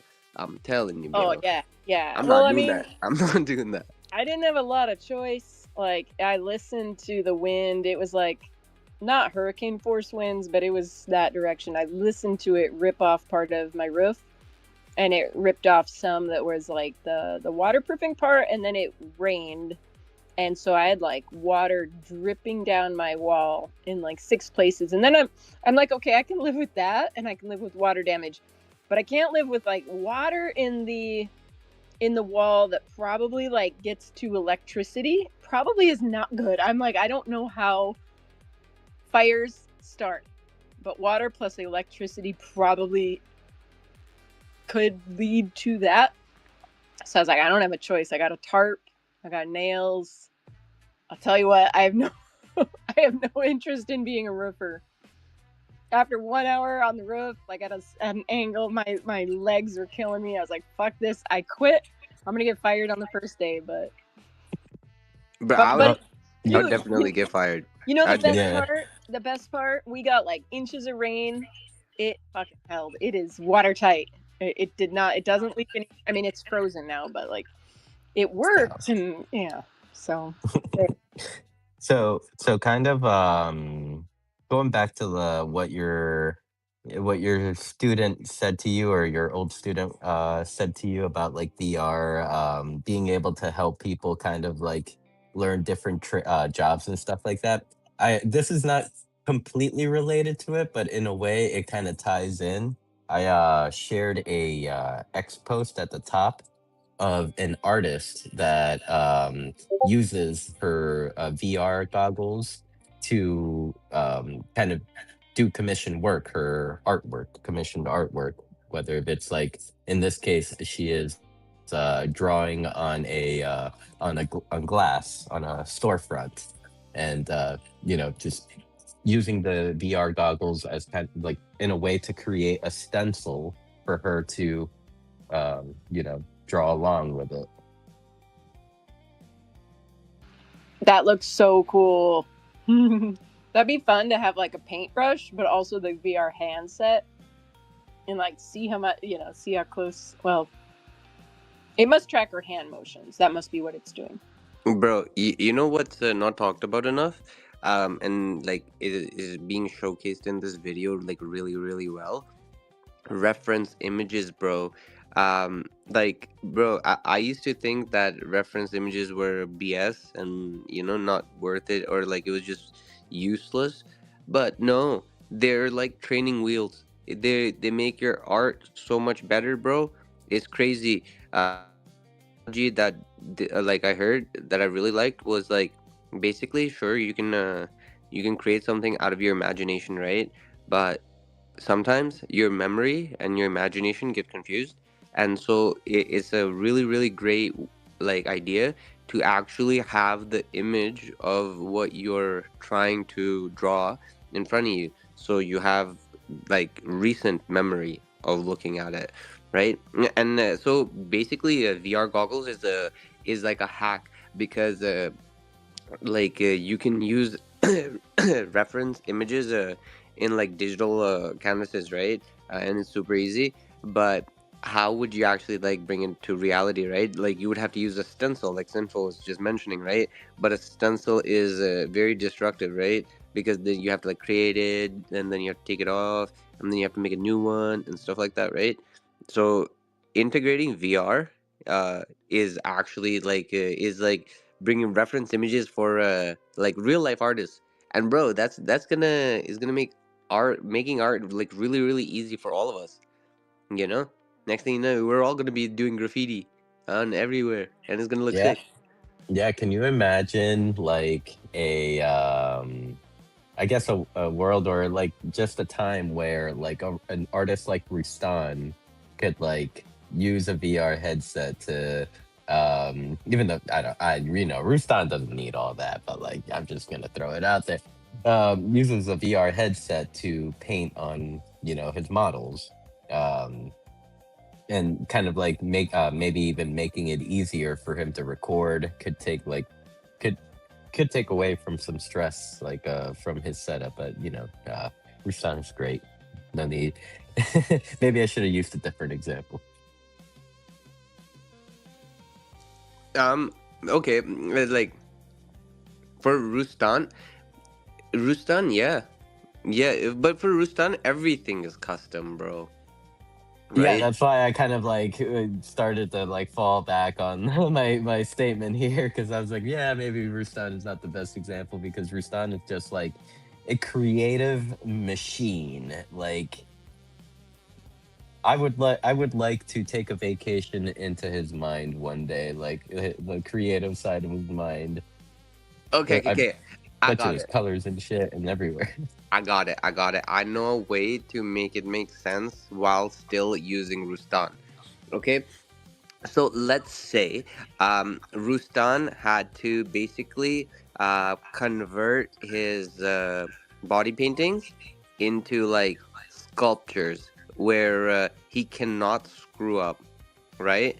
Mhm. And he's doing this live where like putting on a stencil or putting on like a tracer or anything would be very unaesthetic, right? It would take away from the beauty of the process of the art being made, right? Because it would like restrict the viewer's perspective at least, right? So how he would be able to like flawlessly with no mistakes make his life easier is to have these VR goggles, and these VR goggles would basically trace out a line that only he could see, but the viewers could not, and he would be able to chisel, right? Chisel, because even with the like real life body paintings, right? He could just erase, and then you don't know about the mistake, but you will know about the mistake if he's chiseling, you know.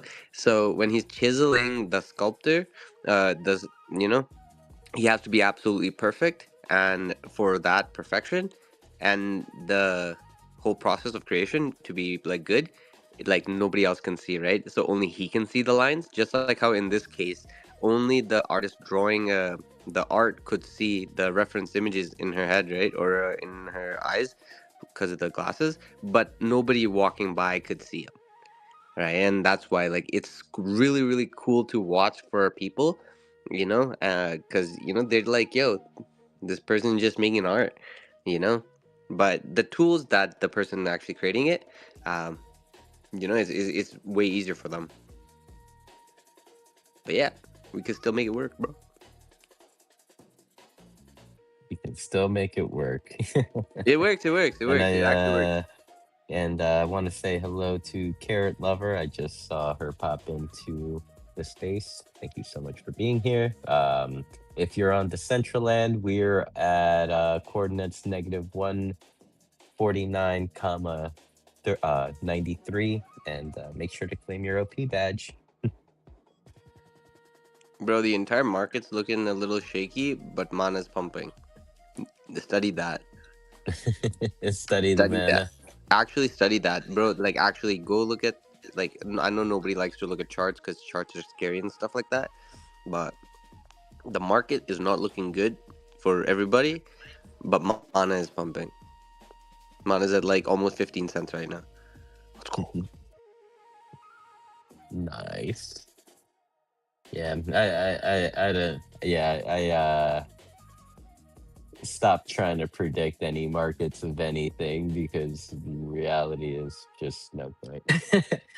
I just place my bet and come back in a few years or something. No, no, predicting markets, bro, is like a crystal ball, right? You're just trying to get good entries. Just, get cheap deals, good deals. That's it, and be like, yes, you know, got a discount. It's better than buying a premium. That's it. Hey, You know. I'm wishing that I would have bought a Clone X last week. I'm like trying to rationalize why I didn't buy one because I was looking for one with pink hair, and they got down to like under $300 for Clone X. And then they made an announcement, and now the floor is like 1,100. And now, of course, there's some pink-haired clones on the market, and now I'm like, I can't. And so I'm like in my head thinking, why didn't I just get a little exposure, even if she's not perfect, get a floor clone, like, not just last week, but like they've been low for a while. And because now if it's a really good, good announcement or future, at least I'd have some exposure. So I think that this is just a learning moment where I'm like, damn it. Like Clone X I've been shopping for years. And I've had beautiful ones I wanted, but made myself not spend money. I bought the Penguin instead. And I told myself, nope, then you can't buy a clone if you get the Penguin. And so moral of the story is like, is that what is going to happen with land and mana? Is it going to be like these moments later where you're like, oh, I should have had some exposure in some way? I mean, I think everybody in this room is pretty exposed. Probably, we're all probably like, Bro, we're all I wish. underexposed. I I, wish I had exposure. Yeah, we're yeah. See? underexposed. Yeah, And yeah, yeah. See, no, Canessa, see? Notice that. Notice that. Sinful. Shout out to you for being a real one. Shout out to you for being a real one. I'm telling you, bro, like everybody else that's in the space is probably rightfully exposed to Decentraland. But I think this room itself is very underexposed to Decentraland. I'm telling you, bro, we actually care, bro. Nobody cares. Nobody cares. So for them to be exposed is irrelevant, right? But we actually care, bro. So for us to be exposed, it actually matters, bro, because we actually care about this thing, right? So when these guys actually show up, because they will, bro, that's what I find funny. So it's like I've had my clone for, bro. I've had my clone since forever, bro. Um, so I wish I bought more, to be honest, but I don't regret it. it's a beautiful clone, by the way. Bro, it didn't have purple hair. I had to give it purple hair. Shout out Grok. It had brown hair, but I'm like, I don't want brown hair. I want purple hair. So I gave him purple hair.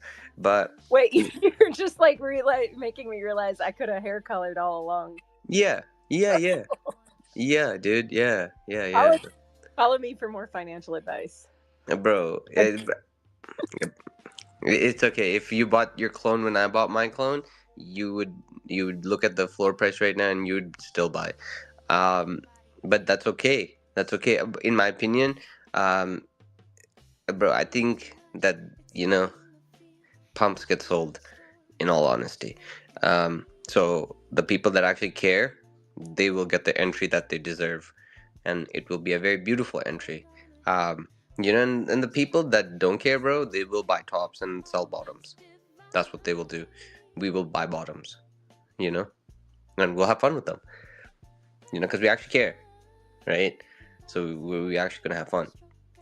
But yeah, I would say we're very, very underexposed to Decentraland, and I think exactly it's the same thing is gonna happen.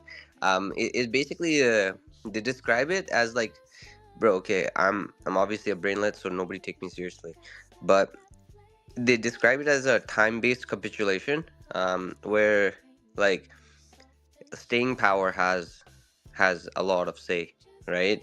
Like things could go down 99%, right? And if you still don't sell, right, eventually even a little bit of buy pressure is going to reverse the trend to a point where like everybody just starts piling back up because they're just like it's going up, it's not going down anymore further, right? And basically like time is everybody's master, and so time like wins every time, right? So over time, the person that gets to survive the time, they win.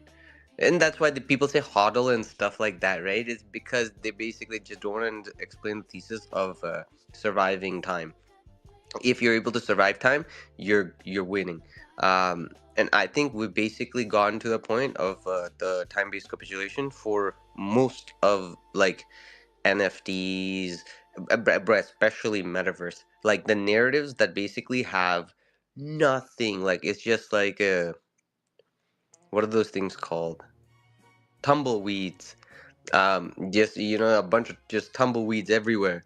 um that's basically, and you're still here, that's like you're not leaving, right? And so everybody else that's here also not leaving, right? So that's a time-based capitulation, and so buying there is alpha, because it's not going further lower, or even if it is, it's not going by much. It's not gonna go down another 99%, right? I mean, it always could, but you know, that's the bet. Everything's a gamble at the end of the day. But I don't care if it does, bro. Like, even if my land parcels go become like a dollar value, bro. God forbid, God forbid. Um, I would still use it, bro, for the same thing that I'm using it for. That's what I would use it for, bro. You know.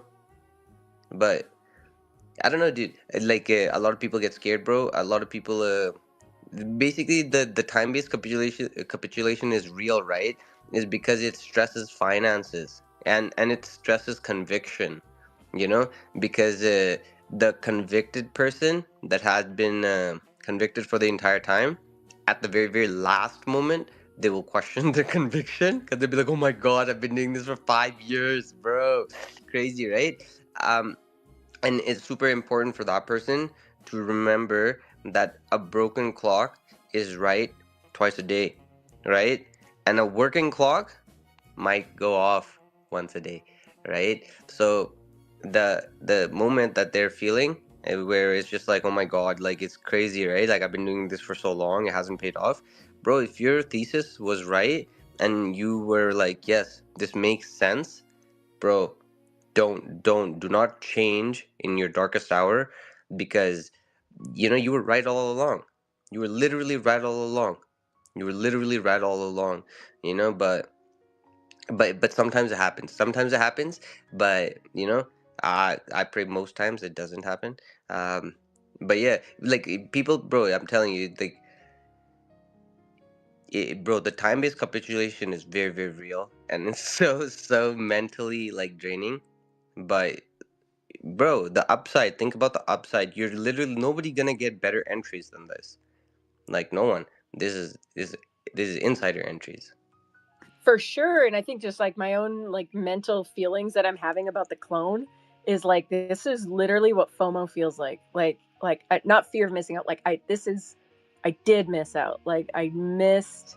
I mean, the prices might go down, but it's been a while since I've felt that anywhere in the space of like, dang it, like I should have gotten in when I could. And it just makes me kind of like look at everything like, okay, where else do I not want to have this feeling? Like, am I going to have this feeling if the beasts go nuts, or if like, even pengu, like if penguins go up, am I going to hodl or am I going to like sell it? Cause I want to buy land and build a Minecraft house, Airbnb. Like I want this penguin to like, be my like nest egg for other cool shit I want to do in my life. And so yeah, I think like every time a project does something like this, where it's got some crazy news or you know some announcement comes along and it's out of your price range, suddenly it's like, oh, like Bro, you can say, you know what I'd call it? Because I have the same thinking in my head. I go like, if this goes up, will I cry? And if the answer is yes, then you buy. You buy. Because if whoa, you if wait a you second, let's sit with that for a minute. If it goes up and I cry, then I should buy. Yeah, like shut up and buy. Shut up and buy. Literally, shut up and buy. So much stuff you just like gave me permission to go buy. Like I'm gonna. Bro, I'm telling you, because think about it, bro. Think about it. But basically, you're buying cheap tears. You're buying cheap tears. And you're buying them from yourself. Because believe me, bro, believe me. Like, I if don't think I need to be hearing this, to be honest. bro, I know Like I'm stuff. really, really bad. I'm There's really like bad for consumers. there's like a Pudgy Uh, Penguin action figurine I'd like to buy, and like there's some stuff. how, how about this? If it will make you cry if the price goes down, don't buy it. Oh hell yeah, that is, bro. That's 100% true. Also, like those things go hand in hand. They literally go hand in hand, bro. If the price goes down and you'll cry, like don't buy. You know. Okay, what if you're a landowner and you accidentally FOMO'd in and you have a lot more wearables and stuff than you probably should? And no, never mind. I don't Well, want that's an easy one, Canessa. Like, I to mean, you buy started more. at landowner. Buy more. We're already crying upon hitting the buy button. Bro, that's so funny, bro. You know how few people in the entire space can say like crazy, crazy things like that to Sinful? That's hilarious, bro. Like that's so funny. I thought I was the only one, bro. Bro, how many well, times I've had to like just be like, just punch myself in the gut and be like, no, you're doing this, and click buy, bro. And you're just like, yes, yes, yeah, bro, yeah. I bro. could say I was like that. Maybe just with my most recent land purchase. Like, I am a man that I had been telling everyone I'm not buying any more land. I'm not buying any more land unless it is near the CBD Plaza and or a really sick roadside parcel near a friend that I just can't pass up on, which I did actually do that yesterday. Anyway, but but like yeah, for me, I just had to like basically like, hey, I said I was gonna do this. I have no self control. This is the time to not have the self control. So I hit the buy button on 25 parcels of land. Um, Holy, bro! Actually, bro, no way, really, yes, bro. Why you gotta but do that to me, bro? but Maybe I think was looking about at. how much you can be built on these 25 parcels of That's land. insane, I've already been like kind of like surveying the area. I see that I see M's road leads into mine, so I'm already like surveying the parcels that I'm gonna turn into a road to continue the road and stuff like that. You bro. see, Bro, can I ask how much mana you paid? it was like, was it 7 or 8,000 mana? You're joking. You're absolutely joking, bro. Wait, No way, maybe actually. I might be wrong here. But Because basically the 25 parcels is giving you 50,000 voting power, right? yes. Oh, never mind, never mind. Okay, I paid a lot more than what I just said. 18,000. Wow, wow, what a steal! Still a What a steal, steal! yeah. Is it But roadside? it is seaside, or it's like along the, like where La Cantina sits, like along the edge of the map. Like we have two neighbors in between to the north. Like we have Alan Howick and Meta Ryuk, and then it's my parcel. Wait, what? Your Alan's neighbor? Your 25 parcel is next to Alan? Yep, and That's jokes. let's see. Okay, so yeah, I mean, 18,000 divided by 25. Each parcel was $720. Oh, 720 mana a piece. So what is? Let's just say mana's at 15 cents right now. No, that's a steal, bro. That's a steal. So even right now, basically the rate if I'm finding the cheapest, is going like basically 1,000 per parcel for estates. and yeah, then you get roadside. So 18,000 for 25 is steal. I think so too. Yeah, you won.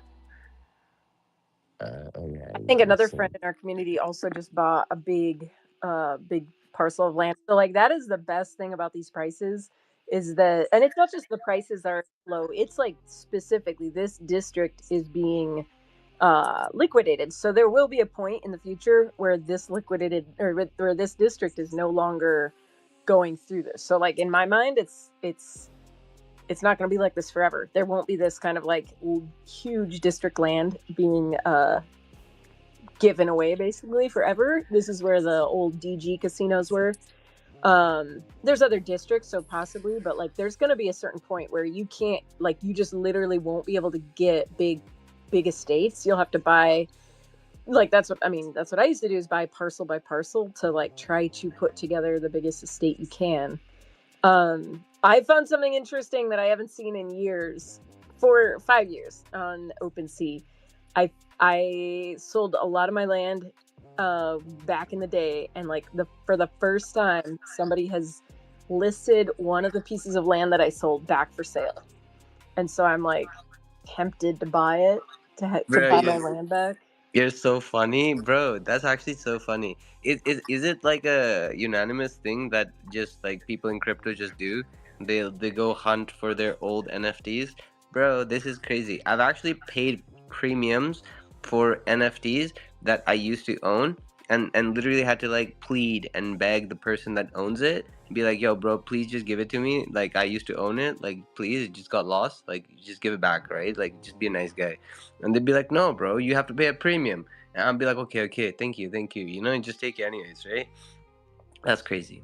You know, Yeah, that it's is some psychological like it's cognitive. sentimental. It's sentimental attachment. Because you have a timestamp on the blockchain Yeah, that is attached to that exact token. yeah, Yeah, and I think I weird. was the like I was one of the, like, one person bought it during the land auction. They sold it to me, so that I'm the only like person who's owned it that wasn't just a land flipper. And then I sold it because I had a 18 piece estate and I wanted to like, it was in a regular size, and back then you couldn't build, like, if you didn't deploy through the code, like SDK's coding, you had to you had to deploy in a symmetrical square or rectangular shape. And this was like one little nugget off to the side of my 9 piece, and so I couldn't deploy on it unless I learned coding, which is why I was trying to learn coding on the same time. And now I could. And I've always wanted to have like a parcel of land where you hop in, like you arrive to the experience, but not necessarily on the experience, so that you could um so you could see it before you get there. Kind of like, you know how you spawn into the experience. So if you had a wall around your giant property, you might spawn into the wall. So there's always that, like, you always have to like accommodate for that and make sure that you make a nice happy entrance, that they don't spawn into like entrapment. And so like this I was always like, I need a parcel right next to it so they can spawn in there, and then I can control the arrival onto the piece of land, because also animations start as soon as you step on the land. And so like maybe I want it to be like, everybody stand here at once on the count of 3, we all enter the experience, and then everybody, the animation would start for everybody all at once. But I haven't bought it back. I need to be smart, or smarter with my money. I'm not gonna try to be smart with my money. I'm not gonna like, let's not get crazy. I'm just trying to be smarter with my money. Like you just spoke about an example of, like, possibly getting a bunch of people together, and we could all do to the count of 3 and get in there together and start the experience. This week, I have learned that that is a very difficult thing to do. Um, among friends, maybe a lot of us have like too much ADHD or whatnot.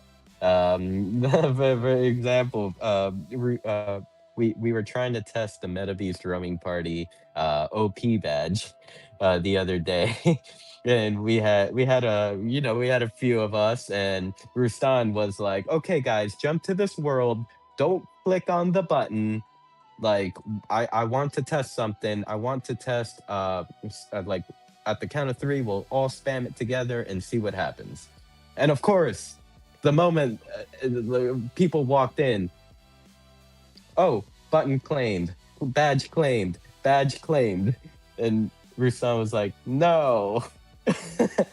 Oh and then my gosh. and then we tried again at a different spot, and as people were coming in, badge claimed, badge claimed. So yeah, I don't know. I don't know how hurting the kittens would work. I don't know, but like I have to so like I have to be careful with that because like the animations, knowing that they start as soon as you step on scene, like this enormous 36 parcel chairlift. I spawn in on one side and the gondola is starting on the other side. And so I have to, as soon as I get in the scene, I have to start running. And then it's like IRL, like you get there and it's too late. The gondola's up in the air. So I'm like, damn it. Now I have to wait for a full rotation for it to get back. And so I guess I should change this spawn point. But that's what I mean. Like, I'm like, okay, do I want it to be like that or should I change it so that somebody coming into the scene can get to the gondola pretty quick? Like they want to, they won't see it leaving without them. But then I remember I need to make more than one gondola, which is a whole different problem to figure out.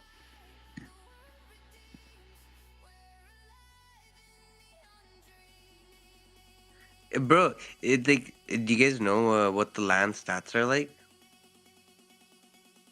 What do you mean? Like people that come to the land, or like are you talking about marketplace? No, no, no, no. Bro, like the people that come to the land, bro, like you have to invite them to the land, so they'll come. Like there's like 8 billion people in the world, bro, that need to be in Decentraland, bro. Like, bro, I mean, the people that own the land and stuff like that.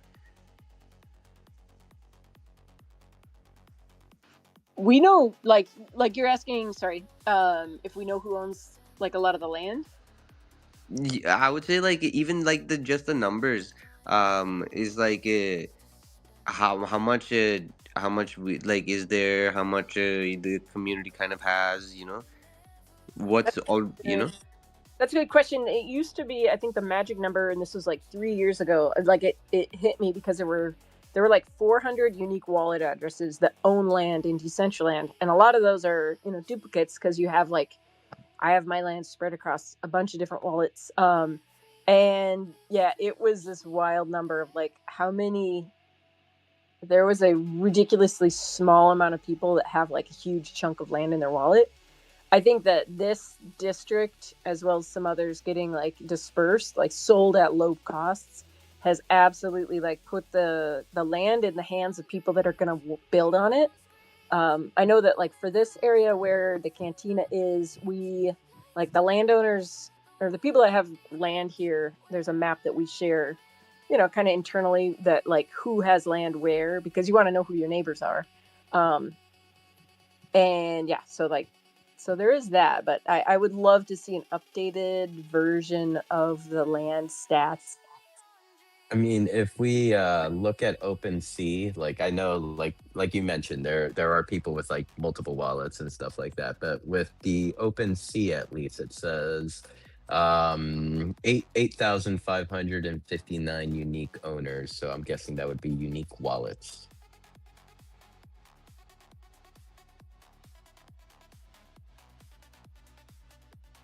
how many? So 8,500. Bro, that's bullish. Let's go. So um in the you're looking at this on Etherscan or what? No, just OpenSea. Like looking going on OpenSea and going to the Decentraland page. Oh, moon, It's moon, moon. yeah, yeah, it's So can you click on the holders? well, there is the folder section here. Yeah, it don't, but the holders only displays like the top 100 That's fine. holders. Which I mean, at this point, I should be in it multiple times. Really? Uh, That's bullish. That's even more bullish. let's let's see. It used to have the holders by ranking, but I guess, or maybe it's like in a different area. Hey, hold on, let's see.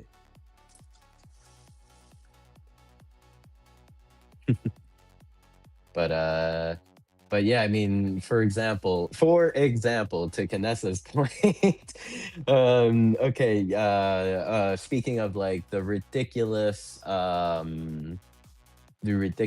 holdings of like some wallets. There is one wallet, and I'm not sure if it's like maybe an exchange wallet or if it's an actual person or if it's District X, but at least here in the holders, it says one wallet owns 65,000 Yeah, lands. yeah. So there basically there's four holders, um, that have abnormal sizes, and then there are a bunch of Decentraland lovers. So it's simple. You don't have to say exactly how much. You have more than 100 parcels. I fucking wish. That's the goal. That's moon. That's actually bullish. Because not a lot of people have 100 parcels. So how many people have 100 parcels? One, two, three, 4, 5, 6, 7, 8, 9, 10, 11, 12, 13, 14 people in all of Decentraland. Actually, okay, we'll give the 99 guy a shout. 15 people in all of Decentraland have more than 100 parcels. That's really bullish. So 100 parcels is very, very valuable. So, so also another thing to consider now, because I'm doing a little deeper research. So that top wallet is being claimed that owns 65,000 parcels of land. I believe this actually may be the contract where all the land, whenever you make an estate, all the land, the single parcel lands go to that wallet, and then it returns an estate to you. Oh, no way. Really? Yeah, because I just threw it into Etherscan, and You're like hilarious.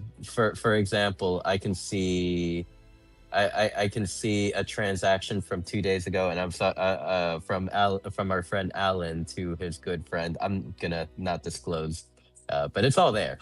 And then like No, it no, I came believe from you. then to yeah, it says create a state null address. From null address to Alan Howick, and then it says from Alan Howick to friend. So I believe this actually may be the token contract, the estate token contract. So that is actually a lot more of a relief because like I don't know if it was sitting well with me, knowing that there was like one wallet with 65,000 parcels of land. How about you? What were your thoughts on that, Vanessa? I yeah, I think I mean it's the token contract, so I think Yeah. it's So possible for it to be, one person. I know that there are stakeholders that have a lot, but it's different assets. hmm so then on this list, at least, like, and like this is only listing the items. It's not necessarily listing the number of parcels that are inside the estates that this wallet holds. So Decentraland itself would be our largest landholder with 2,899 items. Okay, that's items. That's not just one parcel of land. Some of these parcels of land are like for example, the first one I can see here is a 30 That makes piece. Yeah, yeah, that makes more sense, dude. That makes way more Yeah. sense. So yeah. So then our largest item holder would be the Central Land here. I wonder who number two is. Maybe, but yeah, You know what? cash. Go ahead. I'm sorry. I was just gonna say. You know what I find funny? I was scrolling through, and I saw a DCL blogger is still holding his 92 estates. That's crazy. Let's see. He was Well, the goat. Like he was so helpful. to me when I was trying to buy back in 2019. Like he was doing like videos of just assessing land values and like looking at things that had sold, and nobody does that now. Like we need somebody else that does that, like analyzes like, okay, what has been sold, how much is this worth, what do we think, the future in this area is going to be. We need Maddie back, but I know he's busy and he's cool, but be cool to have him back. Bro, it's the same thing, right? Time-based capitulation, because I'm telling you. But the people that don't sell, they basically, when they see like a new fire ignite, bro, they come back, and that's what compounds on, like, everything, and that's why it just keeps going up forever, like good things, Hmm. because fake That things that fizzle out. that's when we get those individuals coming back and being like, Yep. "What do you mean? I never left. I was here this entire time. Like, I wag me. Yeah." We're every day, bro. We're overdue for our visit from our good friend that likes to remind us that we are just Twitter influencers who got into Decentraland, not people that love Decentraland that happen to have a Twitter account. So we'll probably see him soon, and he'll I'm mention the word OG, and life is I'm good. sure. I saw him in Genesis Plaza the other night. I'm sure he'll come visit us. Oh, I see Mr. Billy T in this holders list. Like, you got to scroll a little bit down, but I think he is within the top 100. Yeah, bro. I wonder what the actual stats are like, though. Like, is there anywhere we can see? Like, Mm. I guess I don't know of it published, but I'm sure there's people like some people that could help us with that, and I don't know. I think Mono might have something like that, but I don't know. There used I to be a found. lot more like data, like facts and figures available. Like GenesisCity.io is a good one, just for like looking at land and who's building what. It's a good way to stalk people if you want to like see who's building stuff and deploying. You could like look by like who has recently deployed, so you're not gonna get away without somebody seeing it. Well, they must be using those stats in some way, shape, or form because with the new Genesis Plaza, oh my God, Dr. Trevor's coming. Anyway, with the new Genesis Plaza, there's the monthly trophies and stuff, and one of those is like the most deployed in the last month or whatever, most published. I think that data doesn't always match up with what Foundation had, and then I know there's Okay. somebody in our community that did like independently look at the numbers, and it didn't necessarily match up with that either. So I don't know. I don't know. But hi, Drip. Oh, Good to see oh, you. hi, Drip. Howdy, what's up? What's up? I was sealing up some headlights while listening, and I enjoyed the conversation. I'm a little late, but I wanted to talk about Artifact for a second, um, and bring it back there because Kanessa was crying, and that made me sad. I know the feeling like this little pump we had in Bitcoin up to 95K real quick.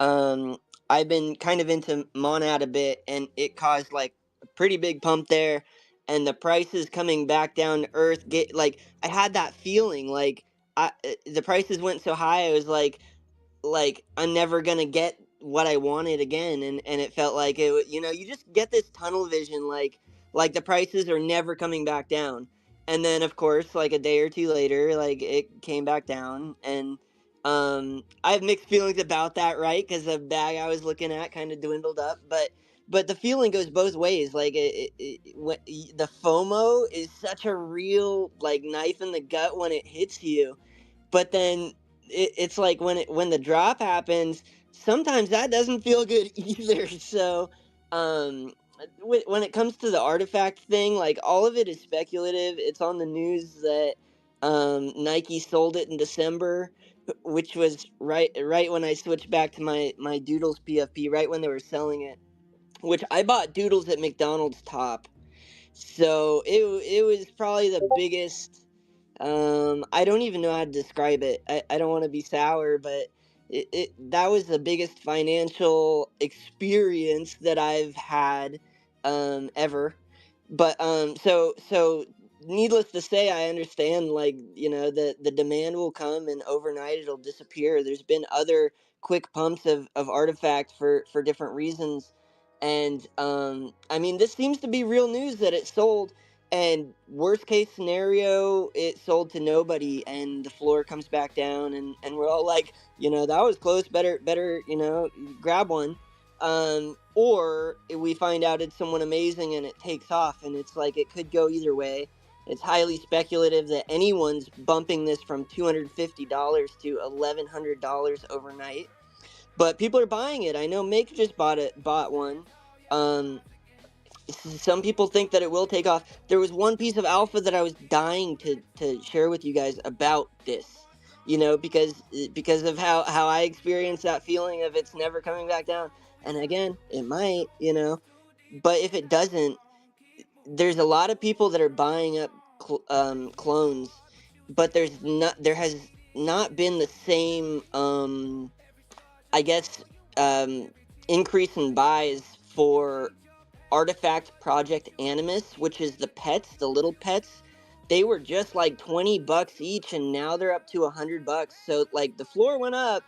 They're not flying off the shelf, but I feel like if I were in a position where I didn't have, money to bet on $1,000 ticket item, $100 for a cute little pet is a bit more manageable. And what's the worst case scenario? It goes back to $20. You lost $80. But the cool thing is, and this is the last part that I would bring up, because I used to buy a lot of Pokemon cards. I don't know if anyone else is here that's experienced buying trading cards. It can be a real addiction. It can be a real passion. It can be a lot of things. But like sometimes you'll pay $50 for a box, and you'll get like nothing, right? Like it's not common, but like you'll buy an ETB, you'll crack it open, you'll have so much fun, but then you get to the bottom and you never got that one, you never got that pull, and so it's like you spent $50, you walked away with like $7 in pulls. So like the one thing that I always loved, and I had 25 Animus when this happened. I took 2 offers just to be safe. But I have a ton of Animus because for me it was like, well, NFTs are in the garbage. Do I go to Target and buy some cards and potentially get nothing, or do I buy $30 or $60 at the time for one of these Animus where you get the 3D rigged files, you get the IP, the character is yours. We all know what that's like, but the 3D files is what made Doodles hurt so much for me, because I wanted to be a part so bad, and I was like, this is so great, and so I joined. And I felt like I didn't know what to do with my hands. Like I tried to crack open Photoshop and make some memes, and it was so cringe, and the Doodles community didn't like it, and I was just like, I'm not an illustrator. Like this isn't for me. I'm a 3D guy. So I knew CloneX was always it, and like during this whole bear, I bought another one. I've got an angel as well, and it sucks because it looks like me in real life, and like I kind of have 2 forever clones. It's gonna be hard to sell. But I stacked up the Animus, and the reason was because you get the 3D rigged files. You go on is it artifact.com or clonex.com or clonex.artifact.com. There's 2 sets of files for the clones, but like you download all the files and then you just have them, and you can create a VTuber with it. I use mine for VTubing. And for me, if I wanted to talk speculative about that kind of stuff, I know there was a big discussion today about AI and how AI is going to change things when it's just right. Well, if that road continues, if we're continuing that speculative conversation about what AI is going to be capable of in the metaverse, these rigged these rigged IP models are going to be essential to the big picture. What AI is going to be able to do with a fully rigged file. I like Tripo 3D. They can make rigged files as well. I did like CSM, but they went out of business. But so we will have AI tools to make custom ones, but having these flagship legacy ones that do have kind of a reputation is going to be really nice, because you won't need to know Blender at all anymore, potentially, right? You're just going to be like, hey, I want to make a game for Game Jam, and I want to use my 3 Animus characters, and it just makes all the code, in a dream world. Let's just say in the future it would make all the code, it would take your characters and just use them in the game, and everything would be done. And so that's my vision, my speculative vision of it, and that's why I've been stacking up Animus. And I would say, if you think that, I think it might come down. I think that between now and the time that we find out who bought it, I hope that it's someone good and that there's a future for it. But between that time, I think it might come down. I think clones might come down. But if anyone thinks that they might just keep going up, Animus is underrated right now. The floor is $98, and they're fully rigged. You just go on the website and you download the files. So that's my alpha. Um, I talk too much, you guys. I'm beginning to learn I'm special. Like the more I get Bro, we're older. all special. We're all special, bro. Yes. But yo, Dr. Drip, I was gonna ask you, bro. Um, so bro, this is crazy. You kind of like followed the same thesis I did. I basically I didn't do that with Animus. I didn't do that with Animus. But I did it. I still did it with an artifact artist. So that's actually funny because the same 3D, so everything, bro. But maybe you know him. Maybe you have some. Do you know who MGXS is? No, I don't. Yeah, bro. So basically, bro, he made a shoe with the bro. Actually made a crazy ass shoe with Nike and Artifact. Um, it sold in an auction for like 22 ETH. It was actually a crazy shoe, dude. It's one of the craziest shoes to come out of Artifact, actually, ever. It's the only digital art shoe, one of one ever created, to come out. It's actually sick. I'll if I can find, I'll post it to the top. But anyways, so I created a collection, inspired, I think, by Ridley Scott. The Aliens versus Predator. 100% it is. Like I don't think he ever said it, but 100%. Like looking at the collection for as long as I have, 100% it is. So he created 3D models inside of Houdini. Um, it's a little bit different than Blender. A lot of people don't even know about Houdini in 3D space. I thought that was crazy. About it, like it just showcased how gay kept Houdini actually is, because like all these guys actually use Houdini, you know. But anyway, so he created a 10K collection of Houdini avatars, a 3D model and everything. They have LLMs inside of them.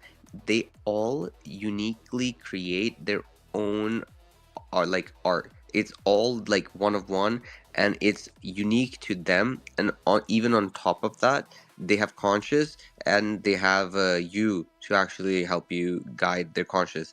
Not only do they make art, but they have like their whole lives, and they have lore, that like a story, a life, like you live a story with them, that you yourself don't know what you're doing, and no, but it's all connected. Like everything, all 10K are connected to each other, and they're connected with the choices that everybody makes. It's kind of crazy, bro. It's kind of crazy. Got off shelved because Artifact wanted to buy the IP, and the artist said no. The artist was like no. When the Artifact Nike handoff was happening, um, but the art is still here. I think they're selling for like $30, bro. 30-40 bucks. Very, very cheap.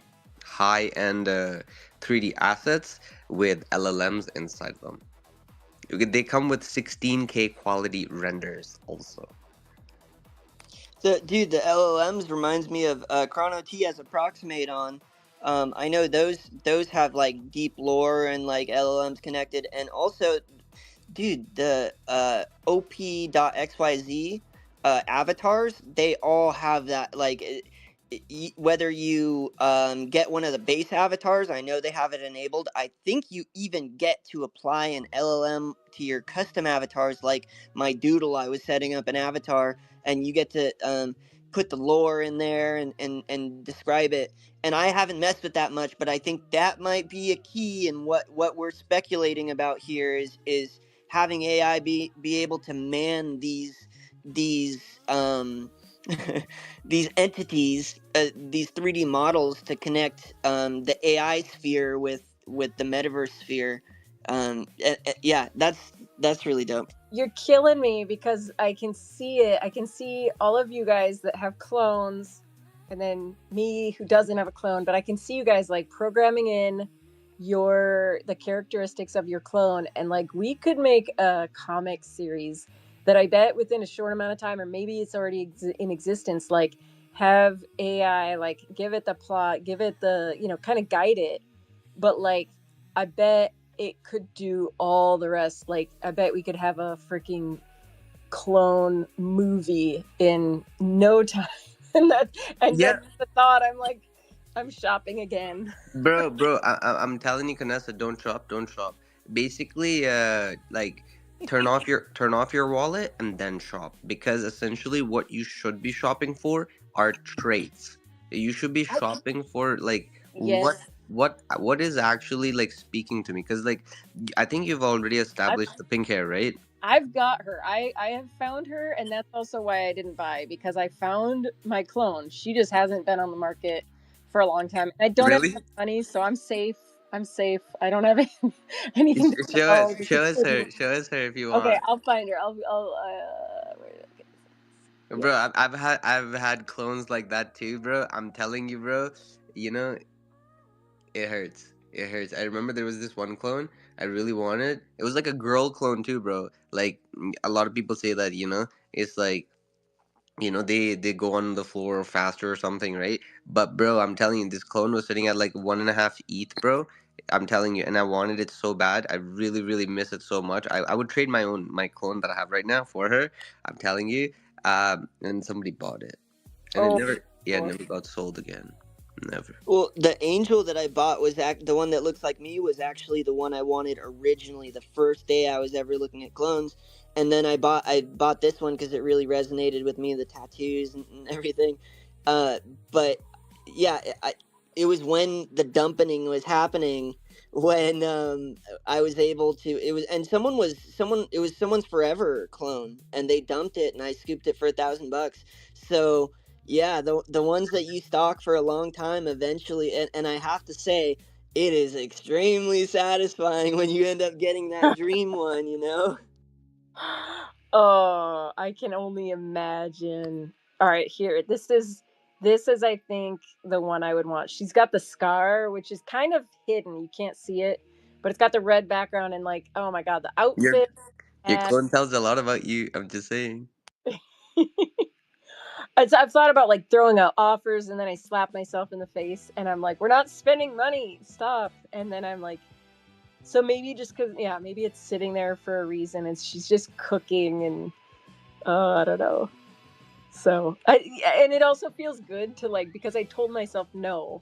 I told myself I'd buy the penguin because it was like 3 times as much, I think, when I bought it.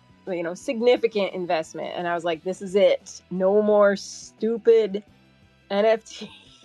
Like Oh, you gotta make adult choices. Bro, And oh, that's scary. Canessa. That's That scary, that bro. then there's me that's like, I want to get a Pudgy, or maybe I should get a clone, or I should get something else. Oh, look, 25 parcels of land. You're the actual smart one. I'm just saying. You're the actual smart one. I'm telling you. well, I'm telling you, you are the smart one, Sinful, because everything else is overvalued. The Decentraland land is like disgustingly undervalued. And that's the actual alpha, bro, because eventually people will even when they generate revenue, that's what I noticed even last cycle, right? That developers loved DCL land. And it made sense. It made sense because they would just buy the land, create more content, and just be like, "Yo, look." But in my opinion, like what they really should have been doing was they like every project that they worked with, they should have just given them the land, bro. But I don't think anybody had land for that cheap back then. That was developing. But at least they have the shot now. But yeah. and I think as soon as you start getting into different NFT projects, you start getting a better comparison of what each of them can do. And like the thing that I've learned from being a pudgy penguin is like, if you guys know, Open Pass IP is the website that is a game changer It's insane. And if you guys don't know what that is, OpenPass. Let me just make sure I'm saying it right. OpenPass IP. OpenPass. Um, OpenPass IP. Oh, I think I'm saying it wrong. Let me look. Let me look it up. But it's a website that lets you register your IP and then lets you start selling that and licensing it out. And it's specifically like started for Overpass. Overpass. I'm like totally getting my wires crossed with OpenPage, OnlyFans, Overpass. So let's try this again. Overpass IP. There we go. So you guys should check this out, just even if it doesn't apply to you, because what you can do is like you literally take your NFT there and it's like going to a casting call for YouTube, or like go and you can sign up your IP. Like I'll register my penguin and it's for any project there is. So some of it is like the Pudgy Penguin trading cards. Some of it is like somebody made a board game. Somebody made like gibbets for Crocs. Somebody made a YouTube series. So you just sign up your IP and there'll be like 1,000 people that sign up. And then the project comes along and says, I want, let's see, we're going with like a patriotic theme. So I'm going to do everyone that looks like it's, 4th of July or like there was a like a skin lotion brand recently, so they chose like 4 pudgies that looked good on a brand of like skincare line. But if you could do that with your clones and like license out your IP, I mean, who wouldn't do that? Like my hope is that someday like my kids can like glean the rewards from this. I mean, that would just be insane to see your NFT somewhere, and you get to choose like how much you're willing to like I would do it for $200 and 5% royalties, or they're like, we'll pay you $100 or we'll pay you 25% royalties for everything. So if you imagine like getting your penguin on a pack of trading cards and you're making 25% royalties, or like, something along the lines, like when this method of licensing is more like mainstream for like a kid called Beast or Clone, or like Bored Apes actually use this Overpass too. But this right here is a game changer that you like. When I saw this, I was like, holy shit, I just want to buy NFTs for the licensing rights. Like if I had the money, I'd just buy a bunch of them and just keep like showing up for these little, not interviews, but like registering them. I have to see, like, I think there's some more. So like here's one with 10% royalty, 20%. This is where the future is. That, like, holy crap, licensing our NFTs. It's just a game changer. But what if the IP doesn't belong to us? I think that's a really important thing that you've got to make sure it does. Like you've got to make sure that IP belongs to you and you know how you can use it. Because I know somebody made, like a edible cannabis product and then had a kid called Beast on it. And Rafsby was like, no, like it clearly says these are kids. No porn, no drugs, no nothing like that. So like definitely good to know what you're willing to give away, I guess. The only reason I ask is cause my clone, I don't own the IP to it. It's crazy because normally you would own the IP to your clones. I have a clone. I have an angel that I do own the IP to, but because this has Murakami traits, um, Murakami has rights. Yes. And that's what I think Rustan told me to be careful when I was buying. So yeah, forgot about that. Yeah. So definitely be careful. Um, and I would say, dude, take your time, dude. Take your time. I'm telling you, like, people love FOMO, but actually understand like the inherent problems with JPEGs, right? The liquidity issue, right? The whoever bought like Clone X, like everybody knew that clones got sold like year and a half ago. Um, you know, NFT Nick, I think the guy, he kind of like was given credit for spotlighting it, right? So the news isn't new, yeah, so it's totally like you know is They're just pumping it. They're 100%. Somebody's just pumping it, bro. So don't get caught in the pump, I would say. But like, if you really find something that you're just like, yeah, whatever, right? Then who cares, right? It's your money. Do what you want. But yeah, dude. Like, bro, I tell you this. Like, the reason I love clones is because clones kind of set me on a 3D path. You know, like Decentraland. Like, I came to Decentraland before I had a clone. So like, I'm a Decentraland guy before a Clone X. This is true. Even Artifact, I was saying earlier, right? Artifact comes from Decentraland. Um, but I'm telling you, bro, Decentraland land over clones. If I was actually putting new money right now, I would I would buy land. I would literally buy land, bro. Like, cause think about it. The clone, it gives you, what does it give you? It gives you nothing. It gives you nothing. Like the 3D files, you can have friends that have clones, and they will happily give you their 3D files of clones that you can actually own the IP to as well, right? So it's like the PFP, you can have any PFP, bro, right? It doesn't really matter. But like actually learning the skills, bro, that was actually fun. But yeah, so check this, Dr. Drip, I was showing you, right? Look at this shoe, bro. Look at this shoe. This is what this guy made with Artifact. Shout out Rackstar.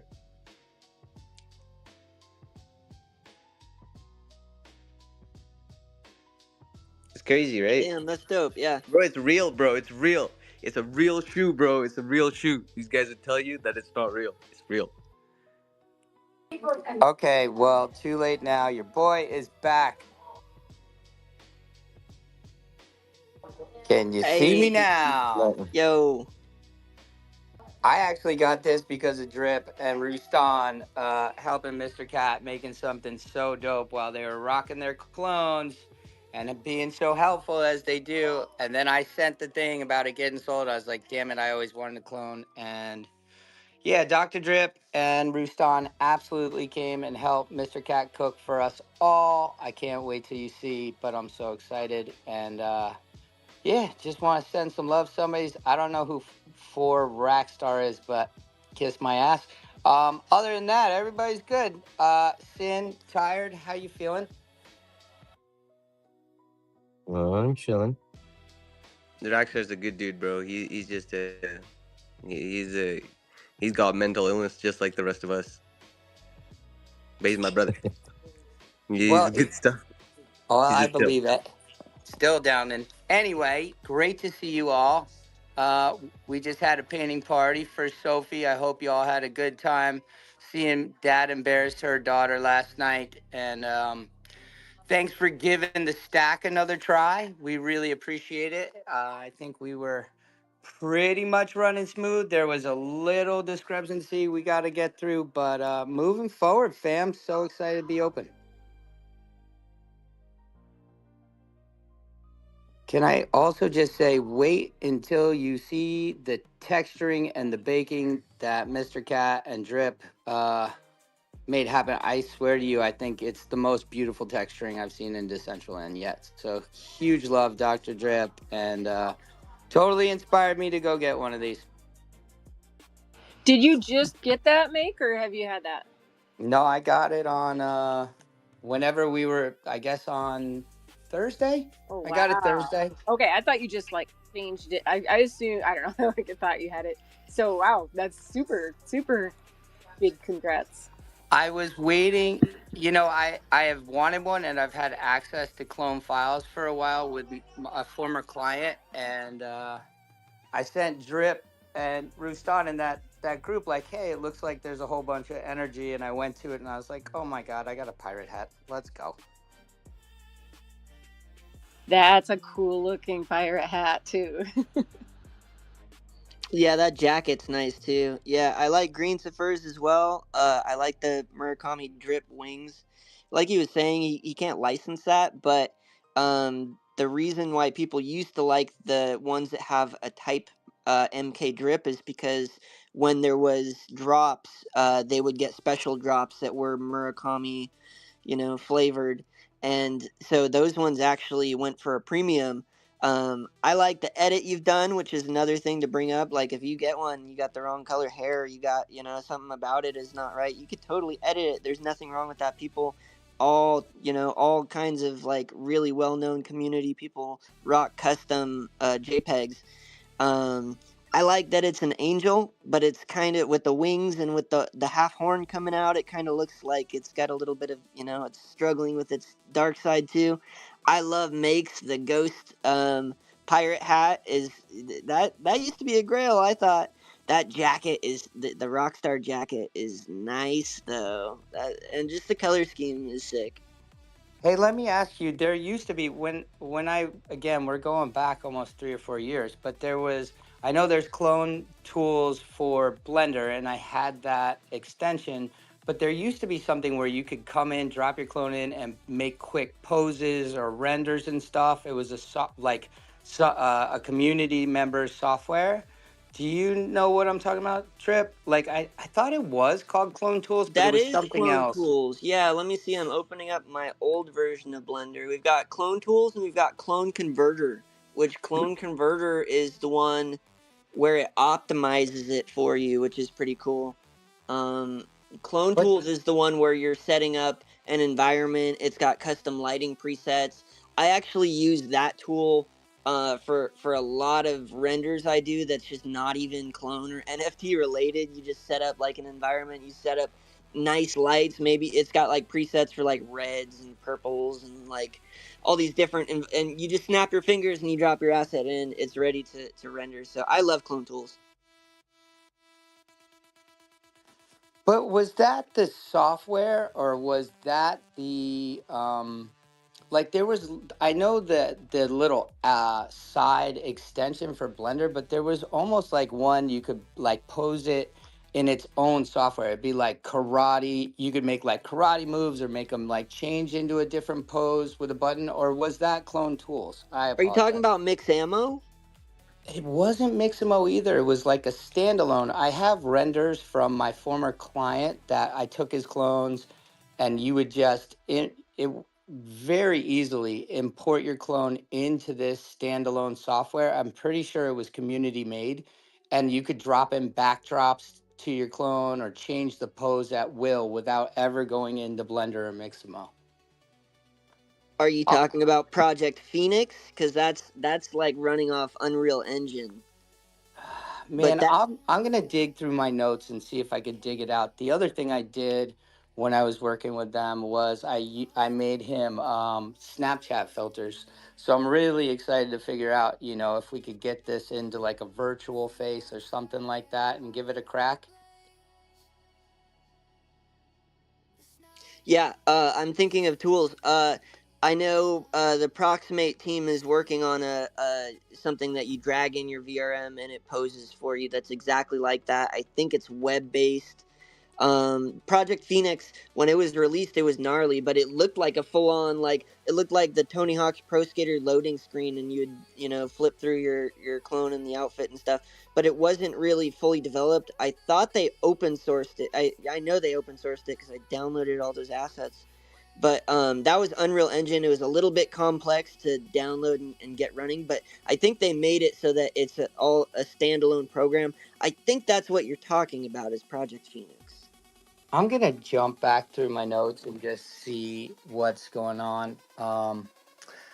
So many thoughts, but I just thought, you know what a great time to do it. It seemed like the energy was there. I feel like ultimately when we're like the the doodles, the clones, the quote unquote blue chips, it's just great to see where they're going, especially with people building and having access to the files that no matter what we could keep building. I'm like, you know what? I always wanted one.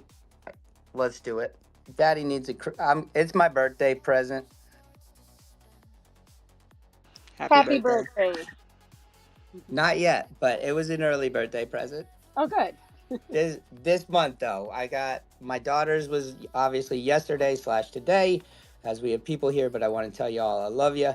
Um, and then my son is next week, and then my dad is the week after, and then me. Wild times. So it's birthday month, Canessa. All right. Well, happy birthday to everybody. Save us some cake.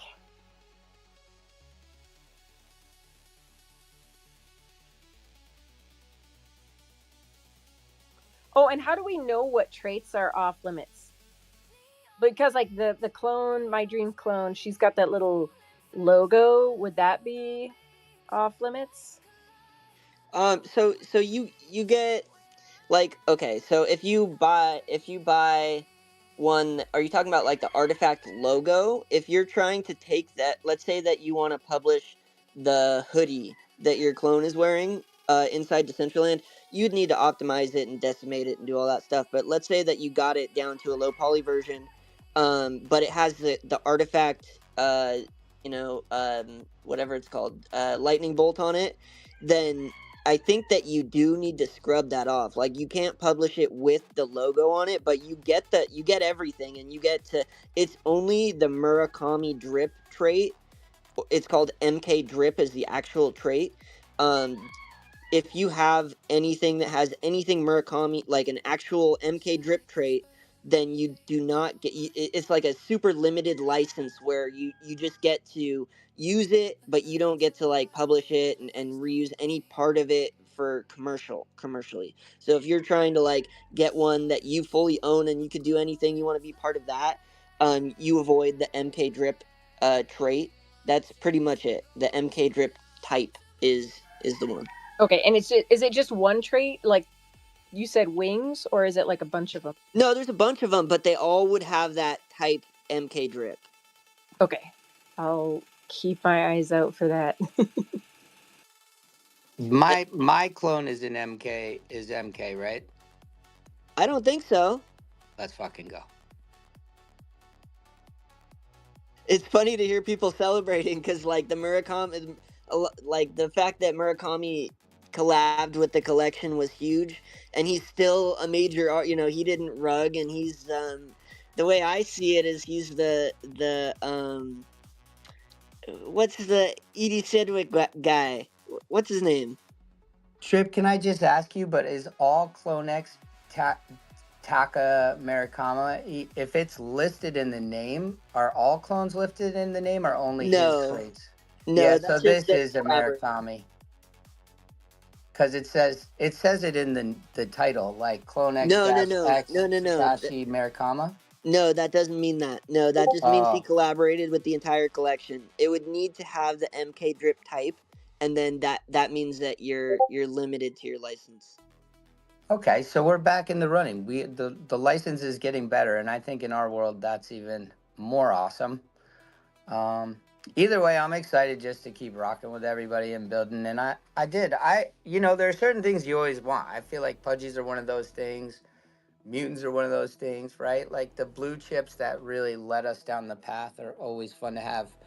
I'm just telling you now, y'all wait till you see the jacket that Drip and Rustan helped cook up with Mr. Cat. I just can't wait to see that relationship blossom.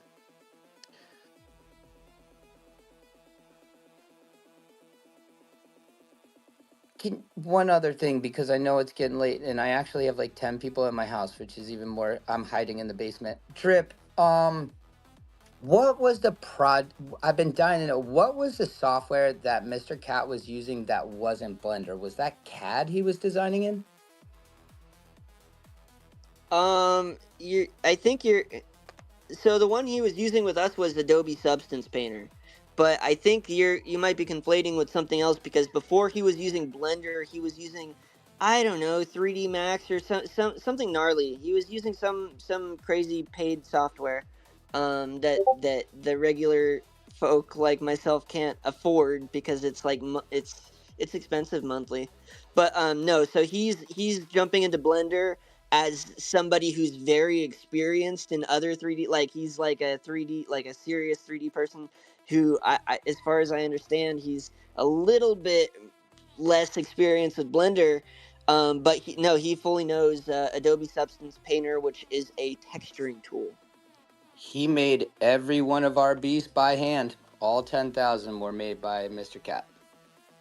And have you dug into the files that you got from your cat from him? They're wonderful. No. No, I didn't even know I got that. Oh, did you? Yeah. Yeah. If you go back in, you link up, grab your files. I think he actually sent you guys a direct. So he's got the bunnies were like numbered in edition, and then the cats, his first one was open edition, and he's basically it's each character he's dropping in a certain way. It's really an exciting thing, but wait until you see how clean his files are. Like he's got, I think it's either a VRM or an FBX that drops into virtual face like no change, and they are so clean. I got cake. I love you, but I'm so glad to see you. Make before you go, I just want to share a tool that I've been using. Um, Rustan showed it to me, and it's how I made a little character for a meme coin, and I threw it into. I made a VRM. No, let me go back. Okay, so there's this tool created by someone who's deep in op.xyz. I'm not sure how he's affiliated with them, but he I think he is. His name is Directive Creator. It's not creative director, it's directive creator. It's funny. I just noticed that today for the first time, and I was like, "Oh, that's a funny name." Right? He made, if you notice his content, he's been pumping out like brain rot characters, like multiples per day, and it's because he created this tool where you take a rigged GLB and you drag and drop it and it gives you a VRM is the first part. So then you could take your VRM and go put it in Hyperfy and it works great. It's awesome. But then he's got the second part of the tool where you drag and drop the rigged VRM back in and it gives you the MML format. So you can literally go use it in like op.xyz experiences. You could publish it to your op.xyz community as an avatar and I haven't done it yet, but I think you can use it like right now inside other side in that format. The one thing about this I've used the tool. It says like use at your own risk because I don't know, it might be glitchy, but and I think the one thing about it is you need to own a Grills Gang NFT. And I bought one. I think it was like $30 or something around that there. So like it was totally worth it for me. But yeah. Oh, Make had to leave. I'm talking to myself here. But yeah, really awesome tool Oh, for it's interesting because like Rustan's talked a lot about I don't know if it's MLM because one is like money laundering, MML. like MML. Okay, that's the one. Metaverse markup language, I believe. Okay, because that's what Rustan is like trying to, or talks about like Decentraland needs that, and it does. Like I think in order to, like otherwise these things are going to probably outpace us, at least in that regard. Well, okay. Just to briefly explain MML, it's really sick. Instead of just pointing to a .glb, like Decentraland does, it points to what is it? A dot. It's usually a .html file, but it's just like a like JSON. And so like you can update it. It's a .mml, and it's like think of it like a text file that then points to a .glb. So by putting that little intermediary text file, first of all, you can update it quickly. You can update the GLB easily, but it also has this format where you can do slots like having a prop on the hand, having a hat on the head, which gives you Decentraland style slots immediately in the format that all these M squared worlds use, that Other Side uses, that Hyperfy uses, that anyone who's going to come and invent something will most likely use. So the one thing that Decentraland had, these slots that was like really magical, that that brings it along with it in this universal language. So that's why Rustan's pushing for it so hard for them to implement MML and DCL because it streamlines it. We already have the VRM export, which is like the first step. If we didn't have MML integrated, it wouldn't be the end of the world because we already have that kind of in place. But yeah, that's kind of to explain it. It's like this little text file that sits in between that everyone's gonna use, and it has like this amazing functionality. Okay, that's cool. That's good to know.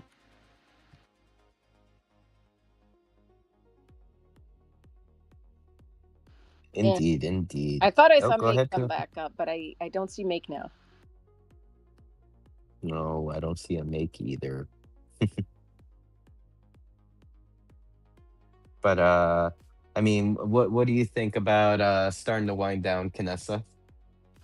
I think so. I think we've had an awesome day with like really cool conversations, more about like all the things we are doing, like on top of Decentraland or like maybe kind of outside of Decentraland. But I think it's still like that's what Decentraland's made for, to be like a platform that you can do all this other stuff with. So I love it. I think I'm bullish on all of the things we talked about today. Mm-hmm. Yep, and I mean, like, for a lot of us, it's like what we do on Decentraland. It's not just like just for Decentraland. A lot of us have bigger visions than just bringing our vision to Decentraland. It's a lot bigger than all of this. So it's always good to talk about our goals, our ambitions, as well as even like what we want to strive for or what world we want to see here on Decentraland. All right, so Drip, you are the final survivor within our speaker panel. Do you have any final thoughts for everyone? I know I smoked everyone out. It's like I farted. No, yeah. Okay. Final words would be in the past when bear markets came or hype bubbles came or whatever. I have vivid memories of every single time as a collector, I looked in my bag and I had nothing. I had crap, right? You just have a bunch of stuff you collected. And then within no time at all, I closed my bag and then I opened it again. And at the bottom was something that was just crap and now it's worth money. And I'm able to take it out, and sell a little bit of it. And then I'm able to buy things that I've always wanted. So maybe like these prices of things that are a little bit high, that I couldn't afford before. Well, it's always been that a little piece of dust turned into a giant nugget of gold. And so I think that my final words would be all of our convictions that we've established, whether it's Decentraland or maybe we've just nerded out on one little collection that we believe that we really believe in. That's how it plays out. It literally looks like dust one day and the next day it's gold. So hang on, hodl, and I think we all might make it. We'll find out soon. Love you guys. You Love know, it, Drip. that's the beautiful part, is like whatever happens, hopefully it's all going to happen to us together, because I think we all, are like, we remember Hyperfy, what that felt like. Wouldn't that be like it'll be cool if we can all celebrate together in the future, just like we commiserate, in the 12-cent mana. Like maybe we'll be celebrating the $12 mana. I don't know about that. You mentioned Hyperfy, and when we were celebrating Hyperfy, I actually recall celebrating Hyperfy here on Decentraland because there was no platform to go to. Just gonna throw that nugget of gold out there, or useless information. But by the way, Canessa, Dr. Drip and I are neighbors now, so now I am neighbors with both M and Dr. Drip. We're next door neighbors, so Mm. we're gonna hear each other's playlists through the walls. Okay, well, you might actually be hearing it. That is, yeah. Where you'll have to like DM me where you're at so I can put it on the map and make sure that. Oh We're on. no, go ahead. No, Drip. you tell them. We are on the Decentraland road. Oh, a different place. Okay. Yes. That's We cool. we are. I believe it's between the A and the N. Yeah, we're on the A. Yep, Oh, that here we cool. are. I see your fresh mint build right here. Yeah, it's between the A and the N in land. That's awesome. All right. Well, we can't wait to see what you build on it, Sin. Block party, block party, block party. Mhm. Block party, block party, block party. There's a crew out there now that's like starting to like form. I know Rustan, Root or not Roots, Bitcoin, Dr. Drip, myself, and I swear there is another name or someone that's out there too.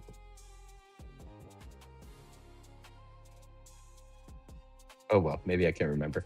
I I uh I thought Canessa had the name. I saw your mic unmute, so I was like, "Oh, you got Oh it." no, no, I don't know. I don't know. I know that who was it? Proximus Regent used to have land down there, but I think that they've sold theirs, or I just have not seen them in forever. Um, yeah, so that's cool. I don't know, but I'm Yep, sure yep. they'll show themselves. One day, we block party number two. I'm trying to think if there was back when True Band Room was around, if like there was a block party out there. I think they did the Stars one. I, I think that was like, wasn't that something Stars Walk? Where did they go from Bandroom to Rustons? oh no, no, that was like the link. Or are you referring to like the link, like when we had enough players to like kind of like line up like Yeah, avatars from yeah, Casa yeah, Rustan to True Band Room? yeah. That was special. I miss those days. One day. You know what? That right there, I should send over to Old Guy for his museum.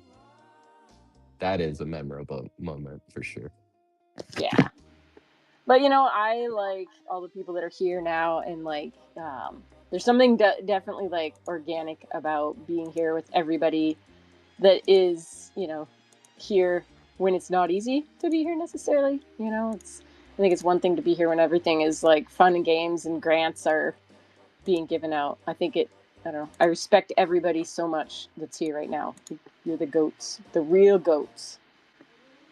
Yep, yep.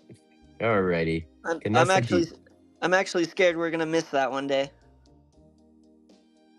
That's a good point. Yeah, it's gonna be gone before we even know it, and we're gonna be like, "Oh man, remember when it was just homies and like we didn't have all these waves of hundreds of thousands of people coming through do every minute, do you think that's how the OGs felt when we came in? Like, cause, right?" 'cause there was already a group of people that hung out before we all came in.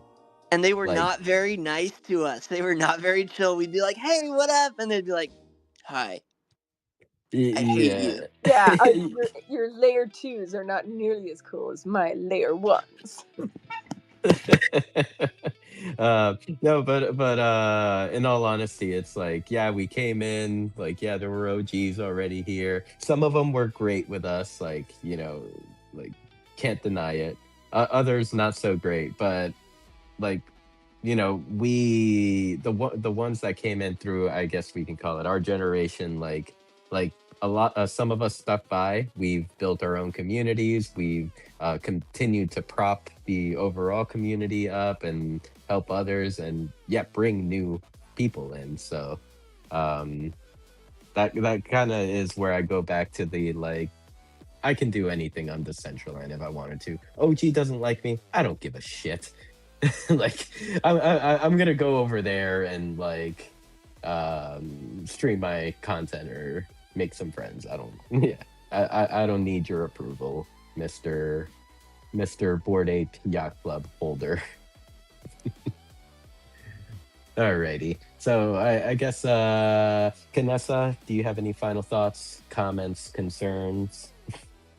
Nope, I think, just thank you everybody so much for being here. I think that's the only thing, is just thank you. We appreciate it, and have a good week, and we'll see y'all next week. Yep, yep.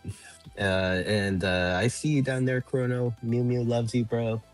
And yeah, my final thoughts also as well. Like, thank you. Oh, make sure to check out Beyond the NFT this coming Monday, 8 p.m. Eastern. Our guest is going to be Josh Garrett. Josh was a or is a 3D creator developer.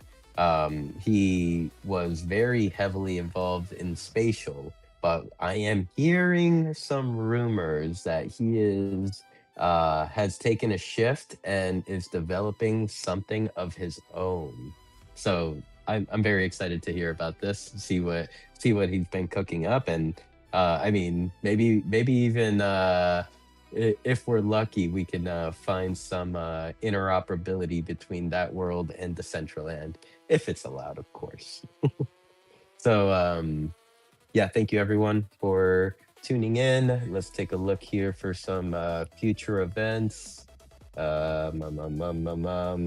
There is Los Cat. Let's see. Oh, what is this? Is this whose new event is this? Oh, it's a Billy T Coin Oh event. yeah, What I the think Billy has an event today with an OP badge. So Billy has two events today.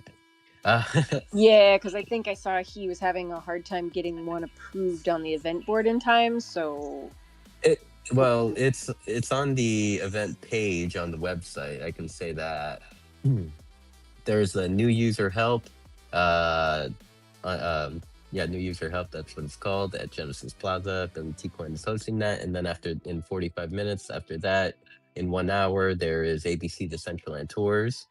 Um, Let's see, in about 3 hours, Meta Tribe Plaza Party with Crypto Minotaur. And then after that, we have Austin DeSheni with Metaverse After Hours taking the stage.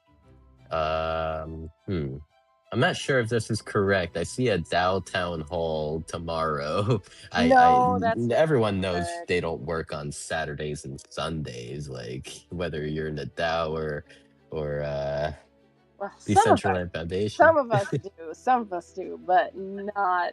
That's Oh, not correct. The Dow Town Hall was on Thursday, so I don't okay. think he. I don't know if he has access to that. To be honest, maybe. Uh, yeah, it's organized by Tobik. Okay. Um, let's see. Oh, in 20 hours, the Helvidians, our Helvidian friends, will be playing their I can't even pronounce this. Like it's E7E Mezzo Royale. Um what I've been hearing, it's like reverse blackjack. So if you guys are interested, make sure to check out their Discord, head over to the event tomorrow. Then we have You Sponge Lazy Sundays. On Monday, we have On Mondays. We have MoFi on Monday and Beyond the NFT. And of course, Tuesday, we have the absolute basics of building in Decentraland with Kanessa. We have a movie night, a cartoon nights at Shiri's and WTF Decentraland. So yeah, make sure to tune in, everyone. Love you all. Yeah, the, is that a wrap, Kanessa? Did I do good? You did good. Good I job. didn't get fired today. Get fired today. Nope, neither did I. I didn't. I got fired for the last 2 weeks. I mean, there's still For some time. of them. There's There's still still time. time. Thank Yeah. I could get fired right before closing this space Yeah. here. Yep. All right. Well, see you all later. Love you all. And yeah, I'll be on Decentraland. You guys know where to reach me. How to reach me. Bye.